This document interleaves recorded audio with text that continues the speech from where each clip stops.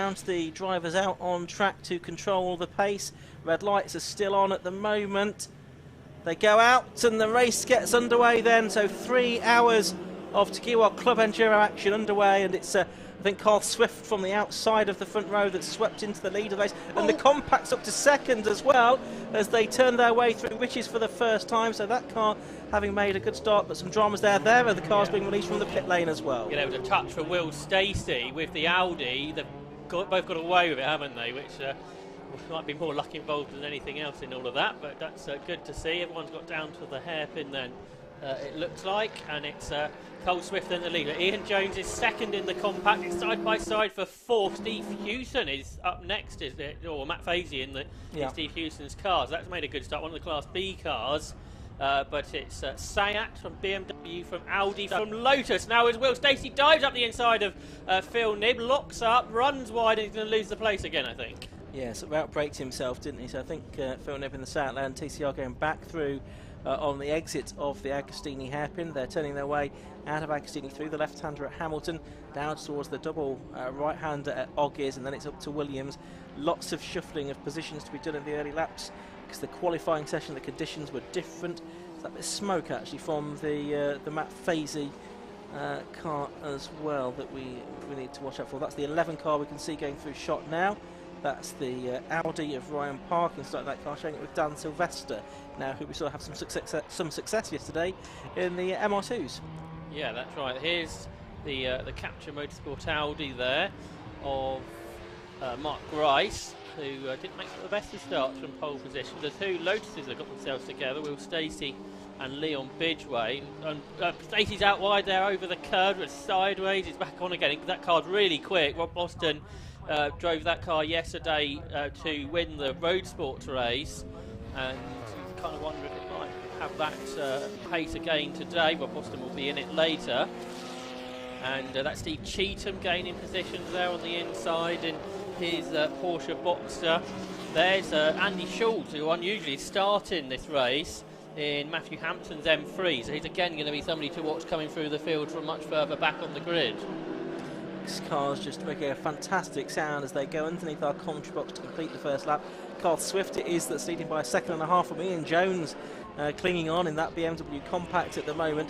Will Beach in third place, Mark Grice, isn't it, in the 27 car in third place, and then Phil Nibb in fourth, number 92 in the Sayat. So it's Sayat leading, BMW second, Audi third, and Sayat fourth, but with the Will Stacey Lotus right behind him as they went through Palmer that time. Then it's another Lotus of Liam Bidgeway just behind him in sixth. He was almost in the boot of the Sayat there, wasn't he, as he went through Palmer? Probably fit, wouldn't it? Pretty much. But he couldn't get past, importantly. I think he's got the speed, or certainly through the corners, of these touring cars. It's tiny, isn't it, the Lotus behind the Sayat there? But at this point, Will Stacey can't get through.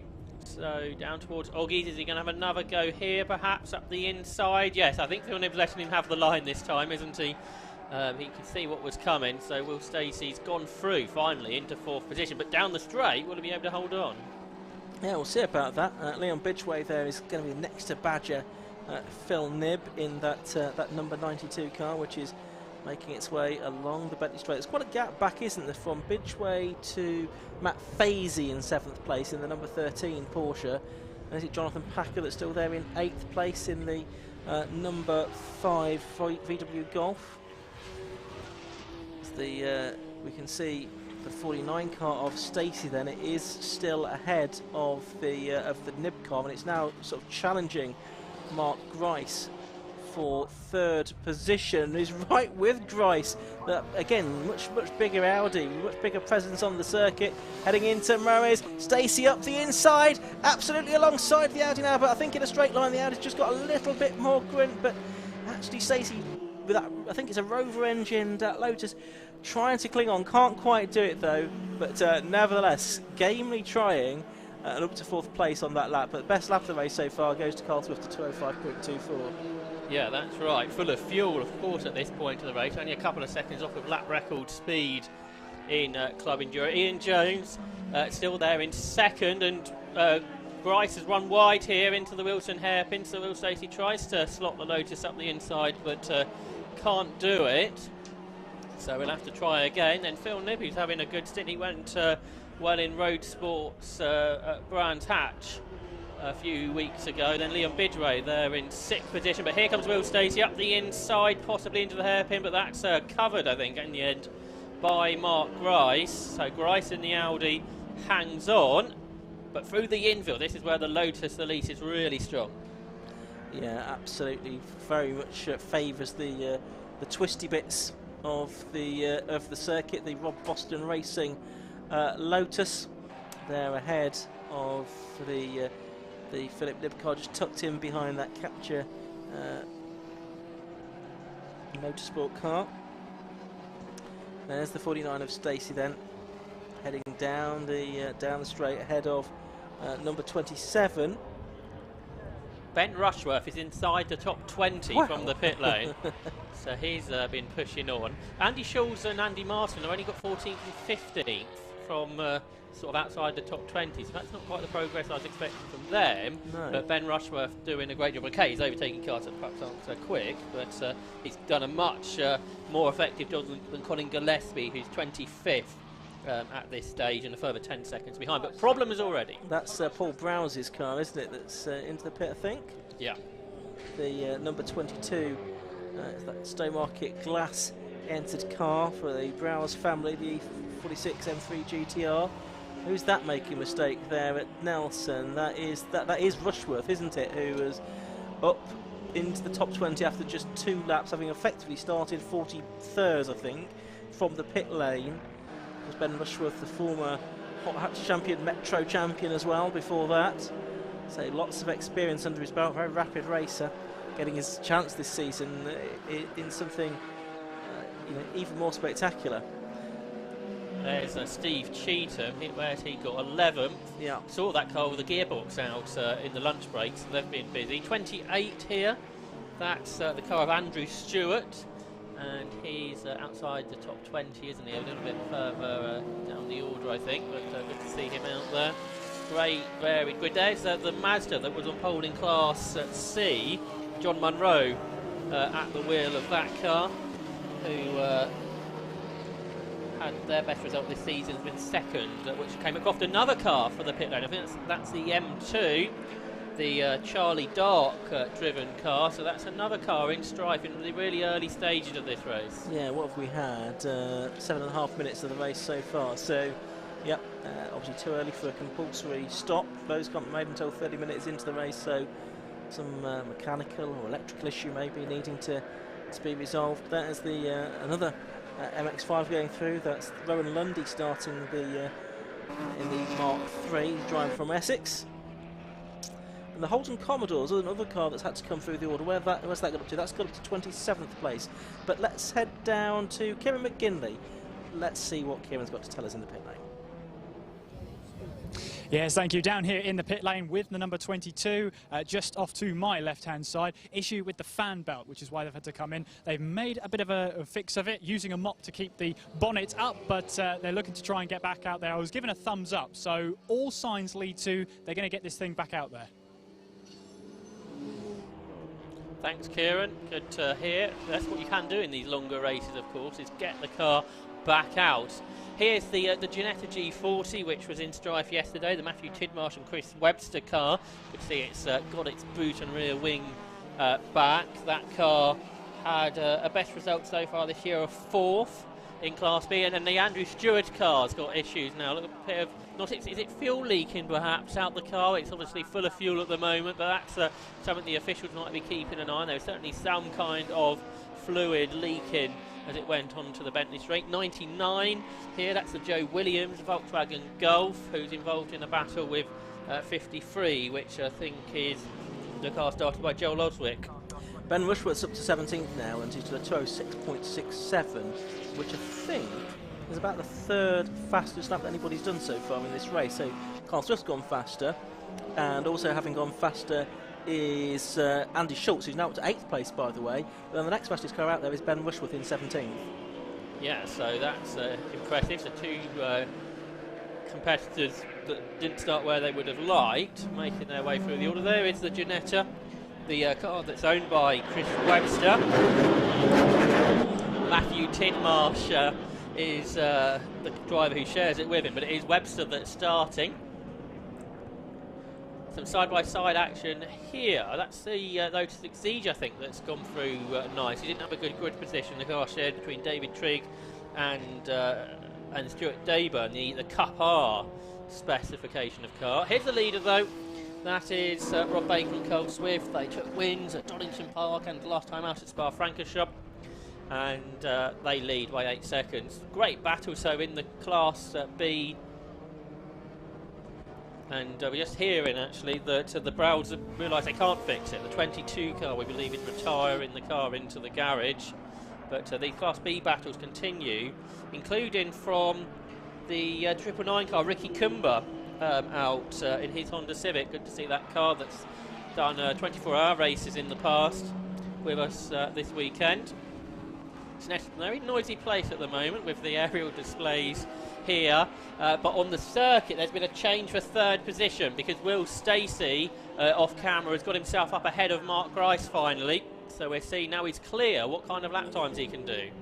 Yeah, he's got about 4 seconds or so to catch Ian Jones in the mighty BMW Compact, the number 117 car, which has got a 3.2 litre engine. At the moment we've got on screen there the number 20 car going through, which 120 should say. That's the car that is in 29th position, the Radstock car. Black and white driving standards flag going out to car 28 now, and that's Andrew Stewart. Okay, that's interesting. I could imagine the mechanical warning flag going out to that car with the fluid we saw leaking from it, but actually he's getting a driver warning flag. That's very early for that to be happening as well, isn't it? So you want to be careful with that. So that battle continues. The Matthias Radstock Lotus, he shares with Jason McNulty, two very quick Lotus drivers sharing that car. We also got in that battle 76, which is Michael Downey's Porsche Boxster. I think went well yesterday in the Road Sports race. So that's a real battle to watch out there on the circuit, down into the hairpin. You've also got 53 in there, which is the Class C car of Joel Oswick, and he leads Class C, I think. Yes, I think you're right. So John Munro's dropped back a bit. There's quite a few places in that class, I think. He's 1, 2, 3, 4th in class at the moment. Some of the Class B cars mixed in as well. Class B leader, by the way, is now dropped to 10th. Matt Fazy and Steve Hewson's Porsche Cayman that's been rebuilt since Spa. The McNulty Lotus has spun. Second in Class B is Jonathan Packer, and third is Luke Handley in the Volkswagen Golfs from Area Motorsport. But for McNulty, for Matthias Radstock. Yeah, Radstock in the car that he shares with McNulty is off. Here's the other BMW that had to pit early in.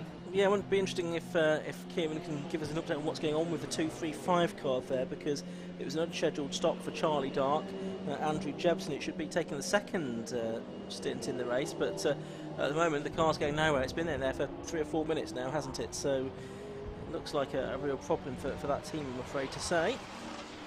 Especially we've already had 13 minutes of a 3-hour race. So we've got more cars going a bit quicker now. So Will Stacey has got into the 205, so he's starting to catch Ian Jones, but also into the 205. Now in 6th overall is Andy Shawls, and Ben Rushworth's also in that time bracket. He's 13th, so they're all progressing up the order and lapping not dissimilar pace to the overall race leader.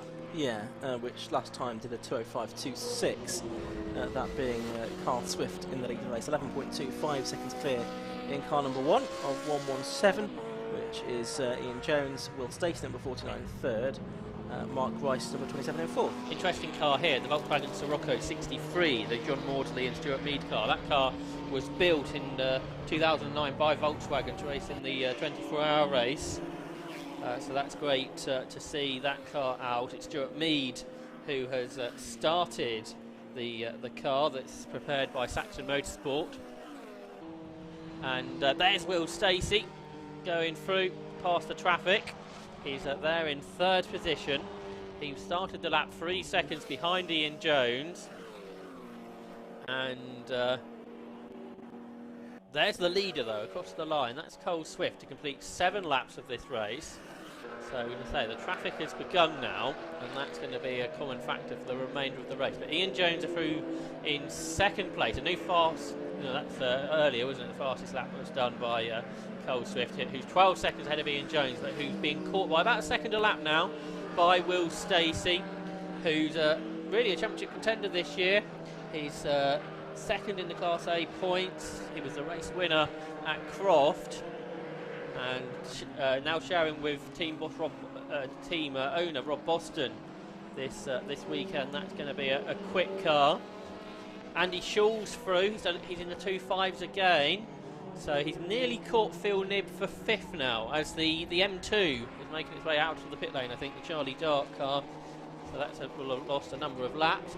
Penalties now already for track limits, and that is that 28 car. So Andrew Stewart has got himself in a bit of strife in his Honda Civic, already exceeding track limits and getting penalties just 7 laps into the race. Yes, and of course if you do it again, it's another 10 seconds, then a 30-second penalty, then drive through, and then exclusion if he or anyone else continues to repeat offend on track limits infringements. He's a solo driver as well. But yeah, that's not good, really, is it? The Clio out there, good to see a Clio Cup car. The Chris Byallen and Simon Mason car, the 4th generation Clio 1600cc turbo car, prepared by MLP Developments. There's Joe Williams, who's out there in his Golf, battling with Michael Downey, and they come through. Where are they battling for? 29th position, I think. That's going to get really busy when Cole Swift is coming up to lap them, which won't be too much longer. No, it won't. It's worth mentioning we have a Clubman Cup as well for cars that are more than sort of 10 years old, and Leon Bridgeway it is that's leading that, I think, at the moment in the 32, is that right? Yeah. Yeah, that would be right, I think, the first of those cars. TCR battle going on because Ben Rushworth has caught the Matthew Wallace Sayat. And this is a battle for 10th position, and Rushworth's been lapping a couple of seconds quicker. But how easy is it now going to be to make a pass on a very similar type of car? Yeah, should be sort of very similar speed in a straight line, you would think. Ben's extra racecraft might tell, and he might be able to make a move through the corners. Ben Rushworth with James Ramsden. They were on the podium at Spa last time out there, side by side now as they lap an MX-5, and Rushworth round the outside into Ritchie's, goes through, so he's into the top 10. And actually it's Andy Marston who's in front of him, who's perhaps not made the progress I was anticipating. Yeah, so the 2 car there of Rushworth into the top 10 now, and they're one of a few cars that were caught out by post-race ride height. Post-qualification ride height checks. Yes, it's better to get it checked and then get excluded then and sort it out for the race. Absolutely. But they have lost sort of 40 seconds to the leader. There's the Boxster there of Michael Downey. He's just starting to get away from that battle that he's been involved in. Some great battles all the way through the field here. It's worth mentioning as well, when we get to the pit stops, and those can start in about 11.5 minutes time now, that some drivers will have to have success penalties that they have to serve after having good results in previous races. The 28 car is in of Stewart now. They've got that up on the jacks as well. So we saw him get the track limits penalty, but also some checks on the cars and a non-mandatory stop here. But yeah, pit stop penalties. In particular, 30-second penalty. As we see the 235 car going slowly again. Carl Swift and Rob Baker, they have a 30-second penalty to serve. I won't give you the full list at the moment, but the ones with 30 seconds penalties are Luke Handley and also the Joel Oswick and Dan Asano car, and also Paul Sabiani and Jonathan Hayes. They all have 30-second penalties to serve.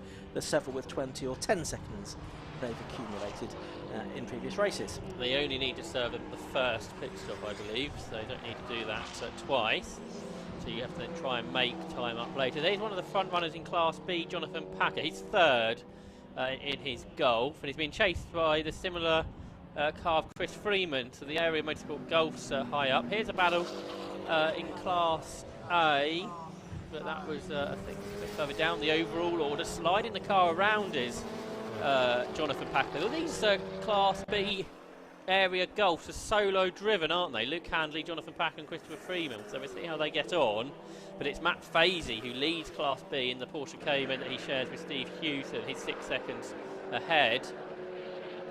And they're just being passed by Colin Gillespie right now. He started from the pit lane in his Seat that he shares with Phil Dryborough.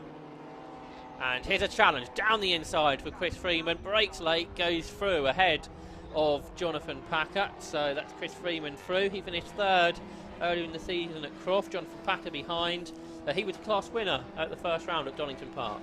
Half 45 now getting the driving standard track. That's Arthur McMahon in the Honda Civic Type R. The driver from Letterkenny over in Ireland. It's the Irish drivers, isn't it? It is. That are being instructed by the Motorsport UK track limit regulations at the moment. 15 seconds is Cole Swift's lead. He's halfway there, isn't he, to pulling out this 30-second margin. But for second place, Ian Jones has now been caught by Will Stacey. Class B battles continue out on the circuit. Andy Schulz is 5th now, by the way, so he's got past Phil Nib and he has caught Mark Grice, the poleman. So Andy Schulz continuing to make progress. But there's Christopher Freeman then. And he's running now 3rd in class after making that pass at the beginning of the lap. The Charlie Dark car we saw in the pits and then back out on circuit, I think that originally came in because the car was, as they described it, hesitating. Wasn't sure why the car was behaving in that way, but they did send it out to see how it panned out. But it didn't look like that was a complete success, potentially, when the car did go back out. So we'll see if they're able to continue in the race. This Class B battle continues in the Volkswagen Golf. As Colin Gillespie dives up the inside of Luke Handley's version, which probably wouldn't have done Luke Handley's pace on the exit corner much good, but Gillespie wants to get through, he wants to make up places, and that position will be 13th, won't it, for him. He's got decent paces in the 6s, so a similar type of time to what Mark Bryson has been doing. He started from pole. Yeah, he's just carving his way through some of the Class B runners, isn't he, and getting onto the terms with the top 11, which are all Class A cars now. The only Class B car still ahead is about 5 seconds up the road, and that's the Fazy and Hewson car. Car 10 into the pit lane. That's the car that was started by Rob Fennick, that he shares with Andy Shepherd, the Lotus Elise, in strife. So that's a shame there. Looks like they're looking into the engine department. So that car is another early pit visitor before the window opens with a mechanical issue. It's one of the British Sports Car Services entries, isn't it? Yeah, I think the only one in this race. Yeah. Here's for second first. He in traffic. This is exciting. Will Stacey tried to go right round the outside, around the back marker as well. Can he get past Ian Jones here? It'll be a mighty move if he can pull it off as they come into shot. Where are they going to work out? Well, it's Stacey down the inside. Fantastic move that to get himself up ahead of Ian Jones. But can he keep it on the exit? How much power has that BMW got? Well, I think it's got quite a lot because he's drawing back alongside Stacey. They're side by side in the traffic, and he goes back through, does Ian Jones, the front runner in the BMW Compact Cup for a number of years. But he's driving this modified version car. It's probably about 20 seconds a lap faster than the car in original form. The car that's owned by Martin Gadsby. He's driving it really well, and he's back into second place. It's fantastic battle in the traffic. This is what endurance racing is all about. Absolutely, and they were just lapping a moment or so ago the BMW of car 53, that's the 328i BMW of Joel Oswick, who is still leading in Class C in 32nd place overall, ahead of Baptiste and Tim Hartman in number 98, and the number 121 car, which is that of David Russell and Ed McKean in their 3 Series that we often see out in the Armed Forces races. This battle of a second, he's being caught by Andy Schulz, who was 2 seconds quicker on the last lap. He's up to 4th now, and Andy Schulz started way down the grid. Outside the top 20, row 14 actually, did Andy Schulz. He's up to 4th place now and catching this man, Will Stacey, in his Lotus Elite, which has got a great big rear diffuser on the car that you can see there. The car that's won yesterday's Road Sports race in the hands of Rob Boston. 120, by the way, now getting the track limits warning flag as well. That's Matthias Radstock in the invitation class Lotus Elise. So Ian Jones has got away in the traffic, you can see here in his compact from Stacey's Elise, and then here comes Andy Schulz through the traffic with Mark Grice's Audi in there as well. And Andy Schulz, the former Brit Car champ in the TalkSpeed M3 here today, is lapping that Volkswagen Sirocco that I mentioned, the John Maudsley and Stuart Mead car. This car that runs the 2-litre turbo engine that was built for the Nürburgring 24 hours 13 years ago now, and he's now about to be lapped by the Capture Motorsport Audi of Mark Grice. He's there in 5th position, and there you can see the Class C leader in all of this as well that Ian just mentioned. 53, the car share, or driven now even by Joel Oswick, the BMW 328i, who finished as the race winner at Croft earlier in the season, hence why they got that penalty. So we can see there the 49 car in 3rd place of Will Stacey, heading down towards the left-hander at Palmer. There's the car he's chasing, and more than 2 seconds between them now. Quite a long gap back then to Schulz at the moment, but he is closing slightly on those cars ahead of him. The lap times have dropped away a little bit as more traffic is now being encountered by the front runners. Yeah, there's a lot of it on the previous lap, wasn't it? They've dealt with that now. Liam Bidgray, he's there in 6th. He's got himself up ahead of Phil Knibb now. Three Lotus is almost side by side there down into Agostini, but Bidgray, the one that's on the lead lap there. And it looks like now behind him is Andy Marston, who gets a bit sideways, but he's got himself up ahead of Phil Knibb, who in turn has Ben Rushworth to deal with. So Ben Rushworth has caught this battle, which really you got 6th, 7th, 8th, and 9th, and 10th, not separated by very much, because you've got Ryan Parkins' Audi TT in there too, and Ben Rushworth dives up the inside of Phil Knibb and a back marker. They went either side of the back marker. Rushworth chose the right way. He's learning all the time this year, isn't he, about lap traffic. He didn't really have to deal with that in his previous sprint race in exploits, and that was a real thing for him to get used to early on in the season. I think the interesting thing as well is he's still only about 40 seconds behind the leader, so he's not really lost any more time, has he, over the last sort of 10 or 15 minutes or so. Let's head down to the pit lane. Kieran.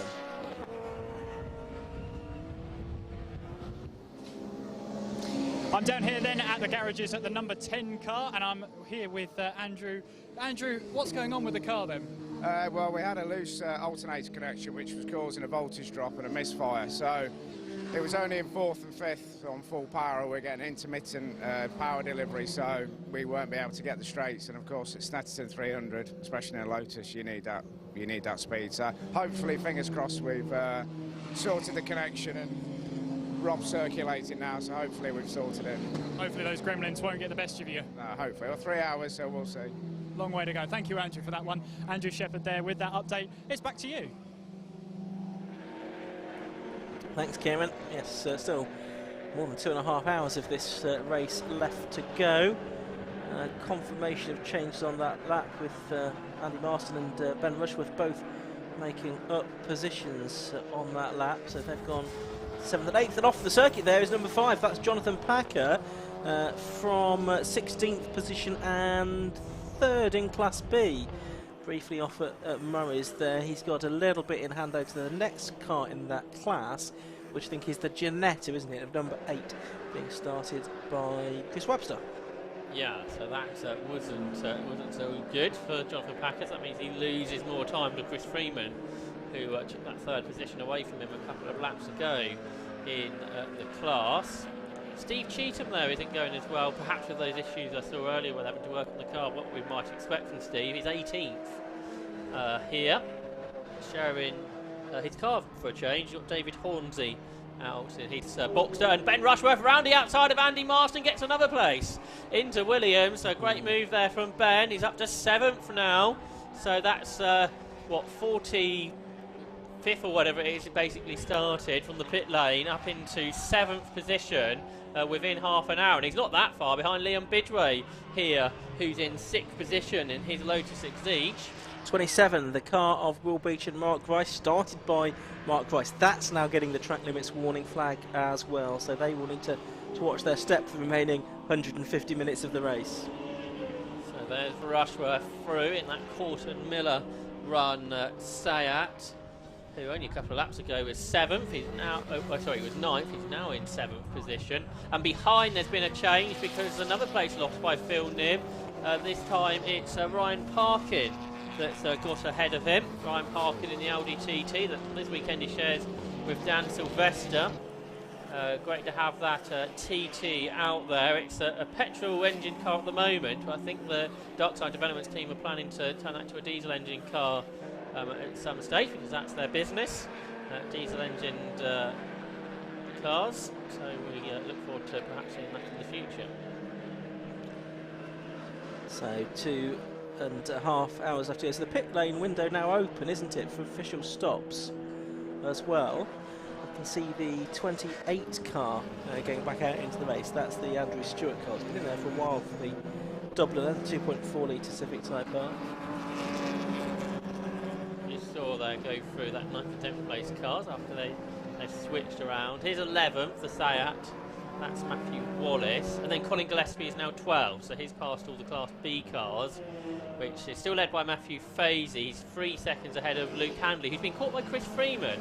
So Chris Freeman is the quickest of the Area Motorsport Golfs today, or so far in this race. There is a Class B leader who's going through. That's Fazy. A good job by Steve Hewson and his team to get that Porsche Cayman back out, because they had a big accident at Spa last time out. Jonathan Packer now getting a track limits warning flag as well. We saw him off the circuit, didn't we, a lap or so ago, so that explains that. There's that battle of a second in Class B, because as I was suggesting, Christopher Freeman is catching Luke Handley here. Luke Handley, the class championship leader, and here's Ben Rushworth. He wants more positions because he's caught Leon Bidgeway in that Lotus Exige now, who's in 6th. Rushworth is 7th. Wonder if he can make another place here, Ian. There's a good chance, I would think, isn't he? Ben's best lap time is a 2:05.82. Bidgeway's a 2:07.40. So he's lapping quicker than him. He's also lapping quicker than Mark Rice as well, who is another little way up the road as well. Notice for second, Ian, they've got themselves back together because Ian Jones has been re-caught by William Stacey. 20 seconds behind the leader, but that battle is back on. There's a slippery surface flag out here opposite us, or something on the circuit, not sure quite what. No, I can't see anything from where we are, but yep, slippery surface flag being shown. There is, I can see, a bit of bodywork. It's about the 200-yard mark. Something on the right-hand side of the circuit. It's red in colour, so I'm not quite sure what it is, but warning for a bit of debris there in any case. Yeah, very small bit of debris, so hopefully won't cause so much of an issue. And Class B leaders come across the line. Matthew Fazy continues to lead that class, and he is 2.3 seconds now ahead of the Gulfs, which are going a little quicker on that last lap. Luke Handley taking Christopher Freeman with him. Here's about of a second, and it's side by side between Stacey and Jones. Ian Jones again using the BMW power to stay ahead of William Stacey's little Lotus. So still, this is remarkable. I think with Ian Jones, although now he's sideways, that's not going to help his cause. But he power slides out of it in the traditional BMW M Sport colours as well.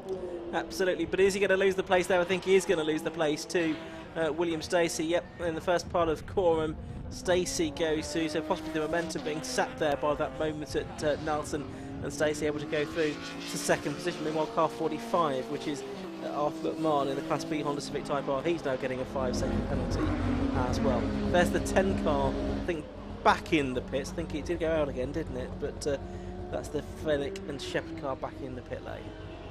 So Stacey 22 seconds behind Swift, and is Jones in the pit? He hasn't come through. Yes, he's into the pit lane. So this is our first mandatory stop. What I was going to say is Swift's got a 30-second pit stop penalty, and I think Stacey's got a 20, hasn't he? That's right, I think. So it might bring some others into contention, potentially including Ian Jones. Now, is it a problem for Ian Jones because he wasn't getting out of the car there?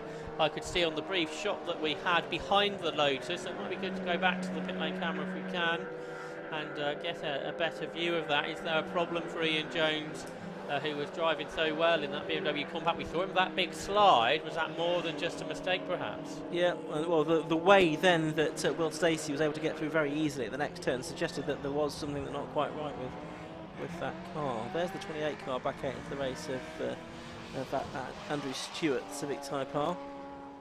That was the car that had the driver warning flag and spent quite a lot of time in the pit lane, so he's a few laps down now. So this is the battle for 6th and 7th. Leon Bidgeway and the 37 car of Andy Marston sharing with Brett Evans. Bidgeway going solo today, and they are just behind. Is that the Rushworth car still just ahead of them on the road? Yes, I think it is. Ben Rushworth would have got past Leon Bidgeway since we last Yeah, saw, absolutely. we saw that part. There's the diesel Golf just lapping the Mazda MX-5, the John Munro car, Class C, still headed by 53 Joel Oswick. Second is the Roy Baptiste and Tim Hartland car. Third is David Russell and Eddie McKean. So yeah, John Munro's like 5th in the class, and there is Ian Jones's car, and it does look in trouble. Andy Waters, the preparer, Martin Gadsby, the car owner. Looks like they're pushing the car into the garage, I'm afraid. Yeah, it looks like it just getting it straightened up to get it back into the garage. So that's a great shame, because that car had a great qualifying session, qualified 4th, was running in 2nd position behind Carl Swift, but sadly now out of the race. So a bit of variety in the top 10 has fallen by the wayside, unfortunately. The race order at the moment is number 1 leading, that's Carl Swift. 2nd is number 49, Will Stacey. In 3rd place is number 69, Andy Schultz. In 4th place, 27, Mark Rice. In 5th is number 2, Ben Rushworth.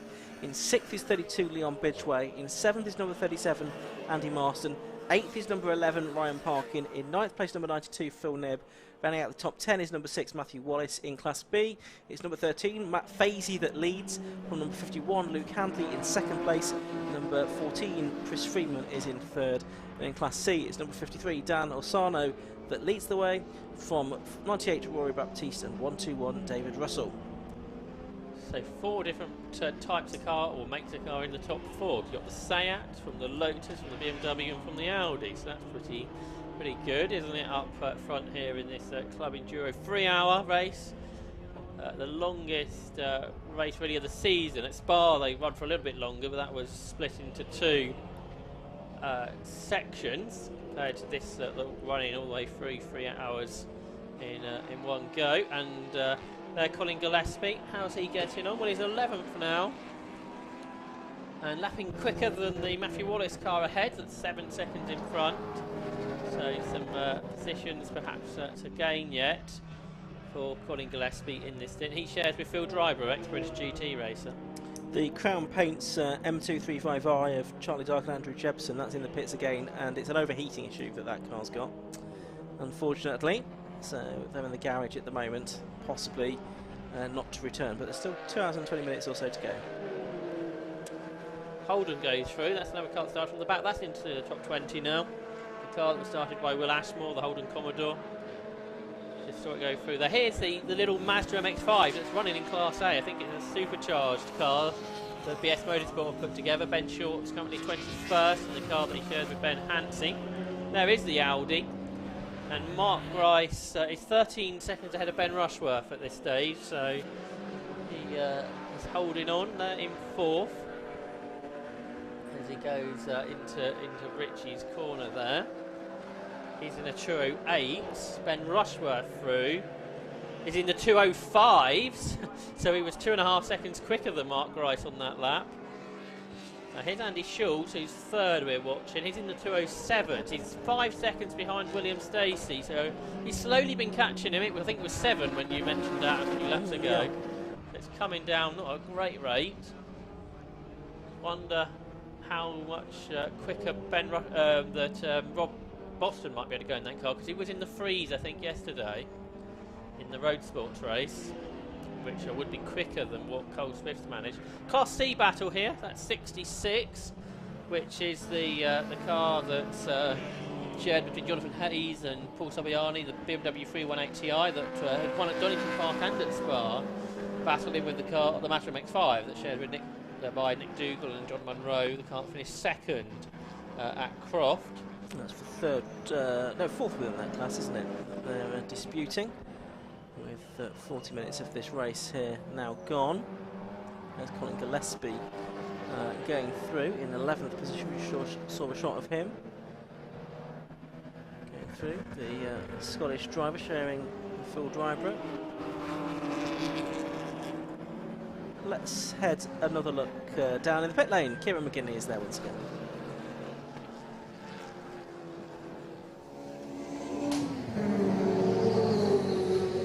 Well, down here at the 117 garage, Ian has brought the car in. Ian, what's the problem? One of the front rear bushes has just failed. So we're just swapping it out for a new one, try and get out there and finish the race and enjoy yourself. That's what you're here for, so that's what we're going to do. And how long do you reckon the repair is going to take? Hopefully about sort of 15-20 minutes. Andy at AW Track Sports, brilliant, so he's on it now and get us back out. We'll see what happens then. We'll want to see you back out there, Ian. Yeah, it's a shame because I was having a good little battle for second and third with Rob Boston. That little Lotus is amazing on the infield, but he just didn't have straight line legs, so it's kind of like waving at each other every time we overtook each other. But it is what it is, that's racing. Well, hopefully we'll see you back out there with that repair then, Ian. Yeah, hopefully. Perfect, thank you very much. It's back to you. Thanks, Kieran. And it'd be good to see the compact back out on circuit. Probably we'll expect to see Martin Gadsby perhaps back out in that later on in the race, the owner of the car. AW Track Sport, the preparer. That's the 121 car, that's the David Russell and Eddie McKean BMW 328 that's in third place within Class C at the moment. We get a glimpse of that one going through.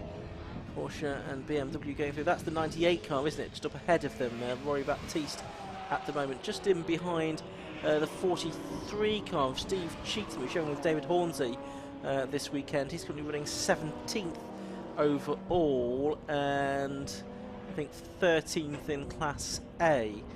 It's all top, all Class A top 11 at the moment. In practice this morning, which was wet, had a few of the Class B cars getting inside the top 10, but not so much in the race where the conditions are pretty much perfect now, I think.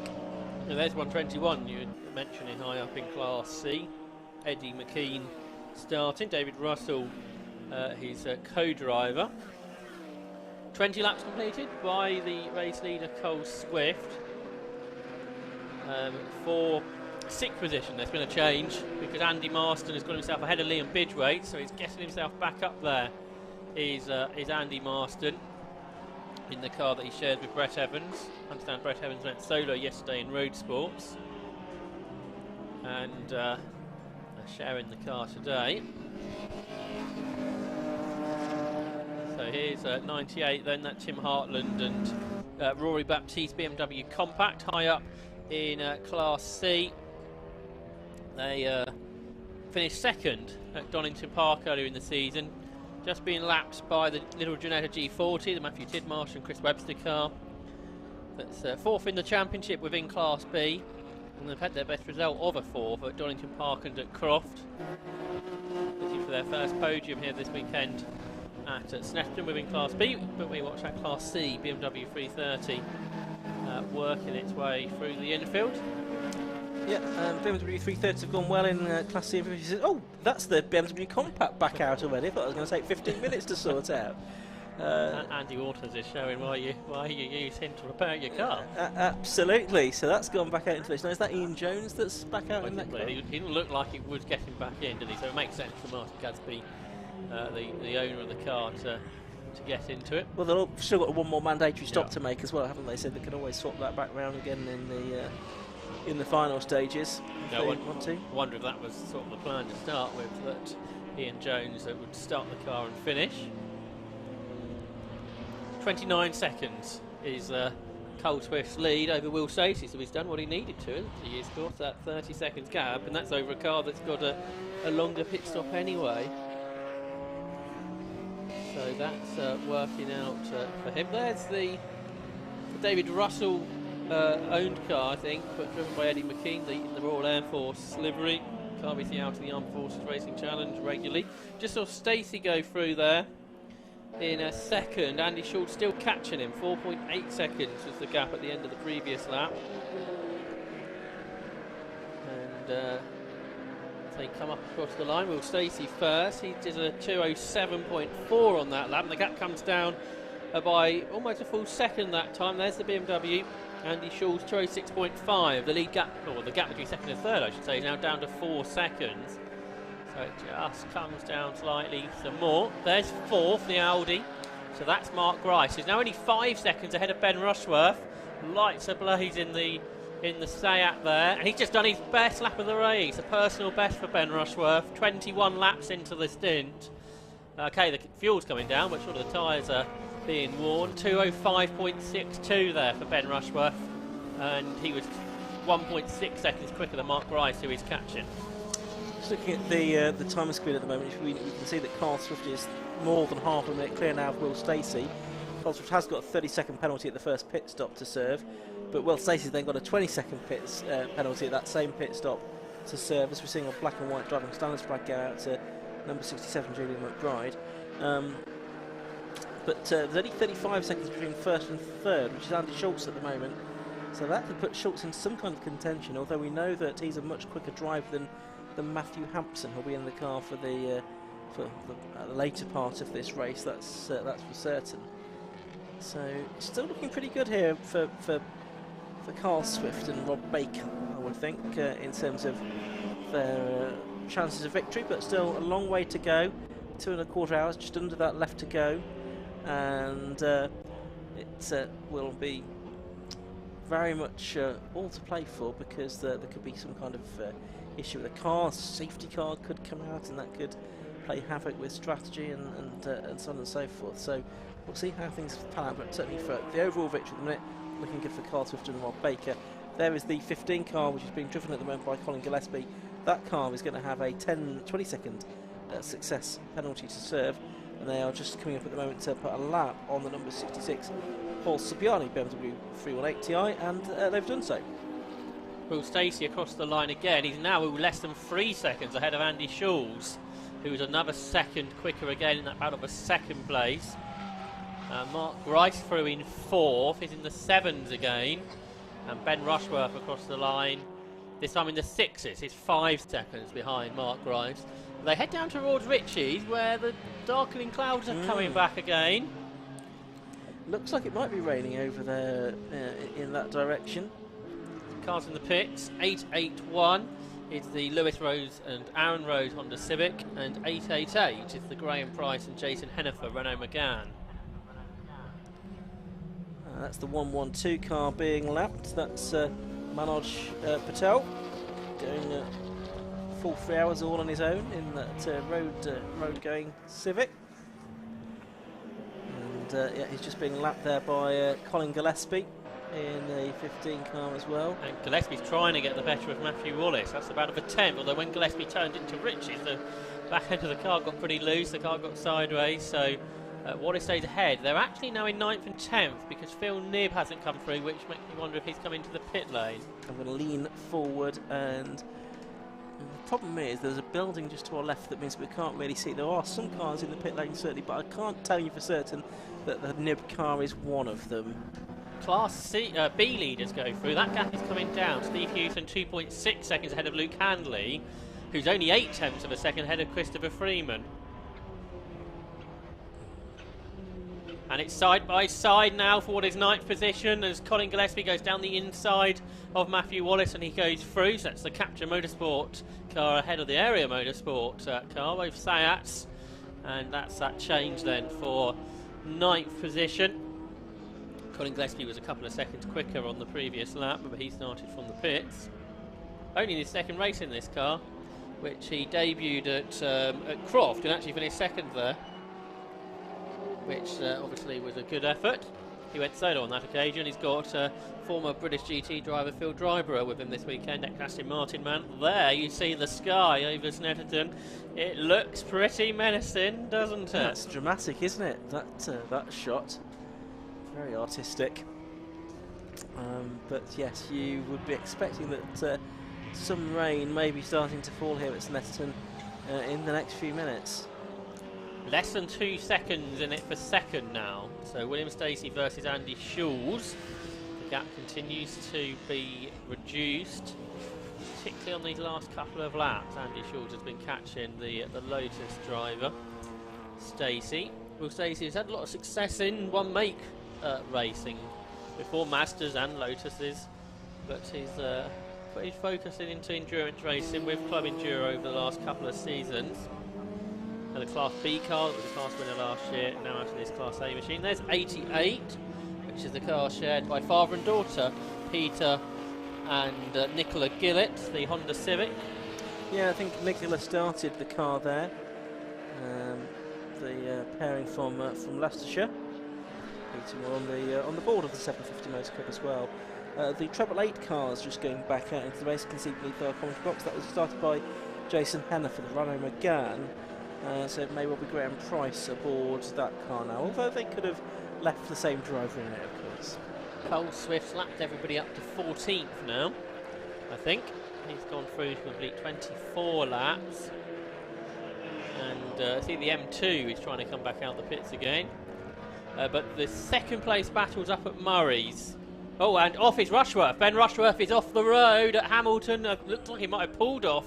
He's so far off the circuit. I would say so. No, he was in 5th position, wasn't he? Having fought his way through from a pit lane start. 92, by the way, going back out into the race that had been into the pits. That's the Phil Knibb and Andrew Rath car. But yeah, Ben getting out of the Corton Miller prepared Seat Leon car out of the race. That's at the sort of straight on at Hamilton, isn't it, really, where that car's coming to a stop. Here's second and third, just the Ginetta G40 between the battle now. Will Stacey versus Andy Schultz. The gap was 1.1 seconds at the start of the lap. And remember, Schultz started way back on the grid. So he continues to progress up there. Over half a minute now, though, behind the race leader, Cole Swift. Just looking at the lap times, I'm told it has started raining now at the hairpin. The times don't appear to have dropped off very much yet from the best lap times drivers have done. So there's the 66 car, which is the Hazen Subiani car, and that is a lap ahead of the Nicola Gillett, Peter Gillett Honda Civic, just behind it already. Cole Swift, I think, is in this group, just lapping the Class B leaders. And Class B gap there, 1.9 seconds now between Matt Fazy and Luke Handley, then 2 seconds back to Chris Freeman. So top three in Class B are separated by very little as they make their way to complete 24 laps of racing. It's 25 for the overall leader. And the two area gulfs now are right together, actually, as they cross the line. Handley ahead of Freeman by 0.4 of a second as they head into Ritchie's corner in that group of cars that are turned their way through. So that's quite the battle. And you see there, Jonathan Packer's dropped a long way behind. He was in that battle at one time, but he's dropped away from his two teammates. Yeah, about 9 seconds behind them. Actually, a bit more than that, 13 seconds behind Chris Freeman. Out of a second into Ritchie, they're watching outside the commentary box window. Will Stacey versus Andy Schultz, 0.8 of a second. The gap there now. Here are those area gulfs, though, battling for second and third in Class B. And good effort there from Luke Handley. Just put a back marker between himself and the chasing car of Chris Freeman, so that's just going to help out. And just up the road, you can see the Porsche Cayman that leads Class B. Matt Fazy in Steve Hewson's machine. Just going past the Ben Rushworth car. He's out the car. Ben Rushworth out of the race after what was a very good stint up to that point. Don't know, obviously, what the problem was, but that's a retirement, which is obviously a real shame for him, for the team, and for his co-driver James Ramsden as well. He didn't get a go in the race. Chris Freeman there on screen, third in class, just about half a second behind his area motorsport teammate Luke Handley. They're both number 51. They're both about 3 seconds behind the Houston. Ooh, and Stacey's off. Oh wow! Same part of the track, up at Hamilton. So that's 2 for runners. It looks like he's going to get back onto the circuit though. So it looked like that was an off rather than a sort of pull off for Stacey. Is that car leaking something, or is it just a load of dust coming out of the car? Not sure. Try and get a view of it as it comes through Williams. It doesn't look like it's handling well. It doesn't, does it? So again, could just be dust on the tyres.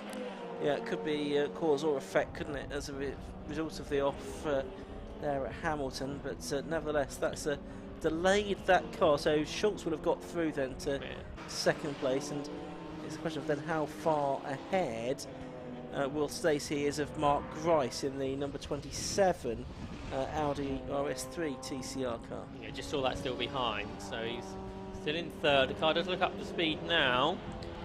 Andy Schultz had got quite close to him, so whoever he was trying to go through, and that's what caused all that, we don't know, we didn't see it at the time. But there is Will Stacey, now in third position. Does he stay out? Does he pit? I suppose this is not a bad time to pit if he doesn't think all is well with the car, but he stays out. It says to me and he thinks the car's okay. Otherwise, I'm sure he would have headed into the pit lane and used it as one of their mandatory stops. Yeah, I think you're probably right, but yeah, it cost him 12 seconds. Slow lap as well, actually, from Mark Grice in the 209s that time, so he's still 4 seconds behind Stacey. Fifth and sixth we saw there were quite close. Andy Marston and Liam Bidray. Bidray and the Lotus Exige coming back at the M3 that passed him earlier. This is the 44 car on screen. That's Stuart Dayburn in the Lotus Exige Cup R car. That's in 19th position at the moment. Stuart Dayburn, who we've seen racing TVR Tuscans in the past. Yeah, it's a really nice looking Exige, that car as well, that they've got out this weekend. I think we saw that car debut about here a year ago, I think. Yeah. That's another Exige, 32 Leon Bidgeway, still running in 6th position. So going pretty well here. The driver from Blackwood, 1.8 litre engine in that car. They both just lapped Scott Parkin, who's not going as well as we've seen earlier in the season for his Golf. I wonder if he's made a pit stop because he's... Oh no, sorry, he's 18th. I've seen where he is on the screen. So he's what, 5th in Class, something like that? Yeah, 5th in Class B, yeah. So But I don't think he's made a stop yet though. He finished second last time out at Spa in Class B. And he's third in the Class B Championship. Has he got a problem though? I just thought he might be looking like he was about to pull off there.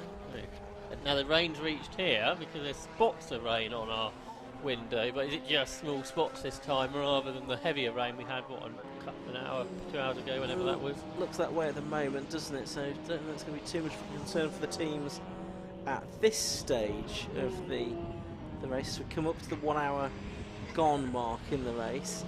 So teams that are possibly looking to split the race into 3 even chunks will be putting around about now.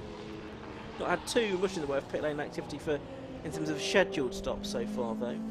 38 seconds is Cole Swift's lead now over Andy Schultz, and there's 18 seconds back to Mark Grice. So where's Will Stacey got to? Is he pitting his Lotus Elise because he hasn't come through? Yes, Will Stacey for the pit lane after that off 1 lap ago. And the 120 car is out of the race, I think. That is the Matthias Radstock, Jason McNulty Lotus Elise. It's just pulled into the paddock. You can see it parked over there in Parc Fermé actually at the moment. Okay, so a bit of drama. And here's the battle for what is now 4th position. Liam Bidgeway goes right round the outside of Andy Marston. They can't dip down there as he aggressively changed gear, but the BMW's got the power. Liam Bidgeway's got the line though as they go into Palmer, but he can't go through. Andy Marston holds on for now. William Stacey getting the track limits warning flag, the black and white flag. We saw him go off the circuit at Hamilton a couple of laps ago. And now in the pit lane, so whether all is well with that car, perhaps Kieran will be able to find out. Yeah, it'd be good to find out what's going on with the Rob Boston Racing Lotus down there, which William Stacey has started. 66 has been in, so that's one of the front-running cars in Class C. Hayes and Subiani, so they have made the first of their stops. So Class C now being led by Baptiste and by Oswick and Orsano, now up to 26 with all the cars having made their stops. Second Baptiste and Hartland, and third is still is now actually Dougal and Munro. No, big one. Muslim Lakina still there in third within that class. Battle for 4th into the S's here. Andy Marston still ahead of Liam Bidgeway, an hour into the contest. They're working the 28th lap of the race. A little breathe of a look up the inside from Liam Bidgeway. It comes to nothing though, but he's good on the exit up towards Coram. The BMW sits there on the apex, has to tap the brakes a couple of times just to bring the speed down as they go through that long Coram curve. But for Liam Bidgeway, can he find some space? I don't think he can to get ahead of Andy Marston. The car in second place though, Andy Schultz, had a slow last lap, 2 minutes 13. Wonder what that might have been all about. That means the lead gap's up to over 45 seconds. Yeah, and just gone past the 1 hour mark in this race, so let's give you a quick rundown on the order as things stand. It's being led by number 1, that's Carl Swift and Rob Baker. From number 69 in second, Matthew Harrison and Andy Schultz. In third place, number 27, William Beach and Mark Rice. Fourth, 37, Andy Marston and Brett Evans. Fifth, number 32, Leon Bidgeway. Sixth, number 11, Ryan Parkin and Daniel Sylvester. Seventh, number 15, Colin Gillespie and Phil Driver. Eighth, number 6, Matthew and Simon Wallace. Ninth, number 13, the Class B leaders, Steve Houston and Matt Fazy. And 10th, number 51, Luke Handley. Second in Class B. Third in Class B, in 11th overall is number 14, Chris Freeman. As far as Class C is concerned, that's being led by number 53, Joel Oswick and Dan Asano. From 98, Roy Baptiste and Tim Hartland. And third, the 1-2-1 car, David Russell and Ed McKee. And that's the order with an hour of the race gone. Looks like we might have lost the BS Motorsport Mazda MX-5. That hasn't done a lap review for a little while. Ben Short started the car that he shares with Ben Hansey, which will be a shame. That supercharged MX-5.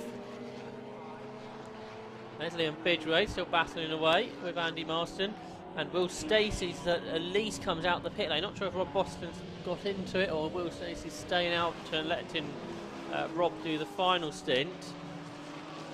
But that car has done its pit stop then and has gone back out of the race in 20th position.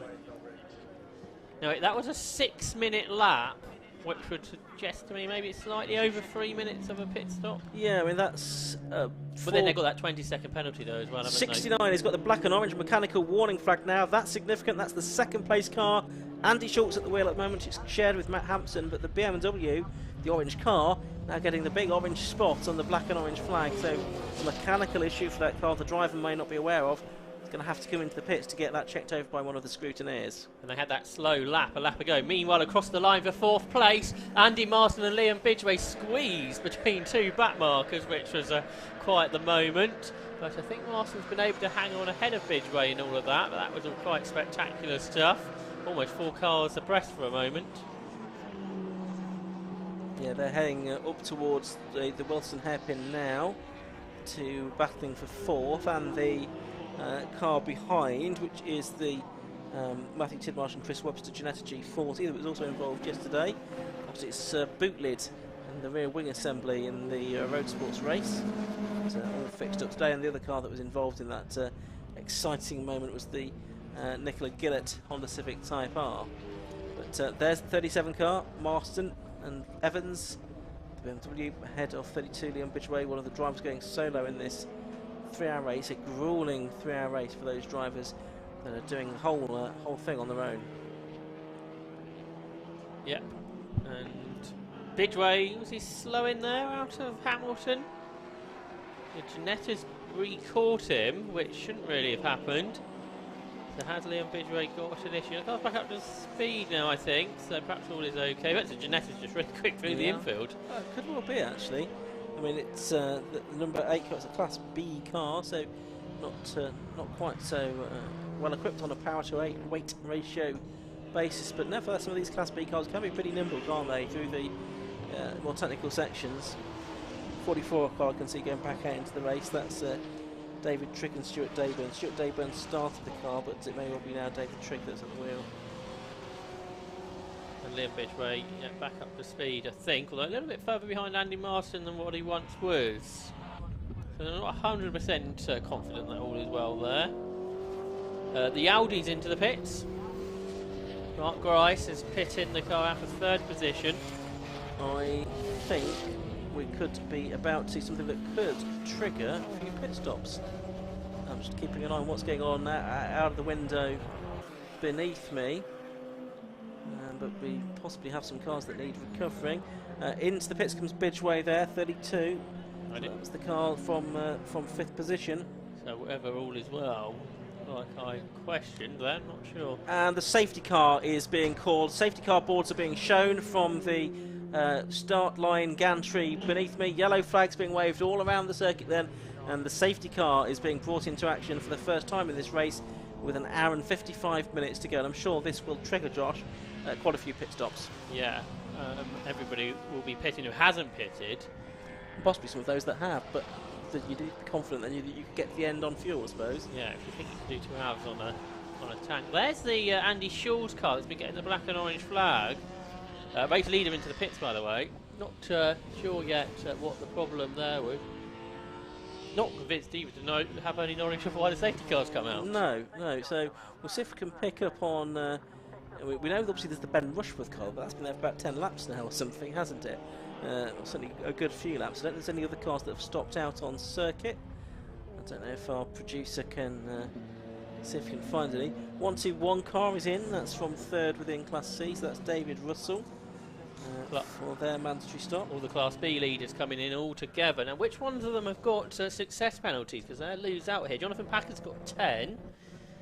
Christopher Freeman's got 10, but Luke Handley's got 30. So Luke Handley's going to lose positions here. There's debris, quite a lot of it, down at Murray's. So whether that's triggered anything. Now, is that part of Andy Schulz's car? Could be, couldn't it? And that might explain why we also saw the black and orange flag then, if there was bits falling off it. See Cole Swift sprinting down the pit lane. I know onto the pit wall, I think. That's Cole. I'm not sure what that was all about. Yeah, not quite sure what's going on there, but lots of activity in the pit lane at the moment. Is he keeping an eye on the time, the official time? There, yeah, there is Schulz's car. It's very damaged. The front left corner of that car is gone. So I think that perhaps is why the safety car.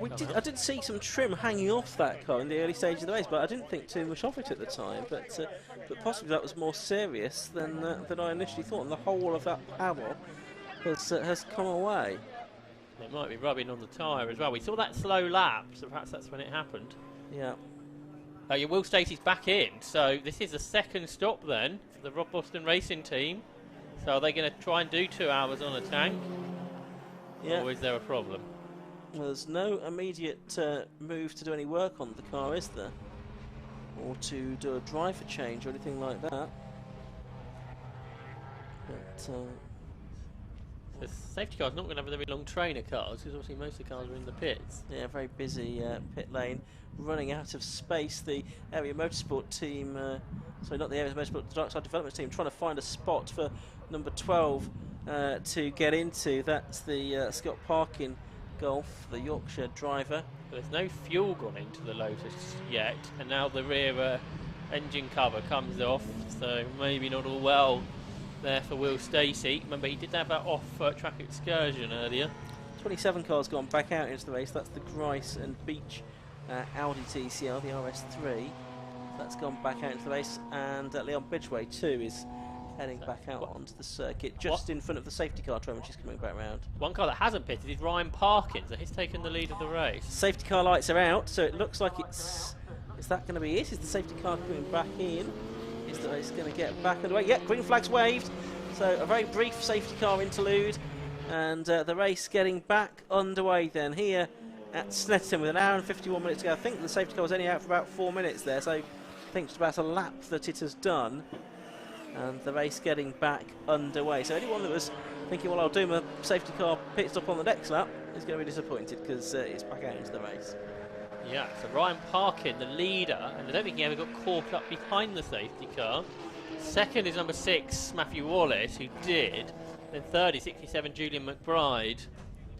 And now, out of the pit lane, the first of the stoppers is Rob Baker in the car that Cole Swift started.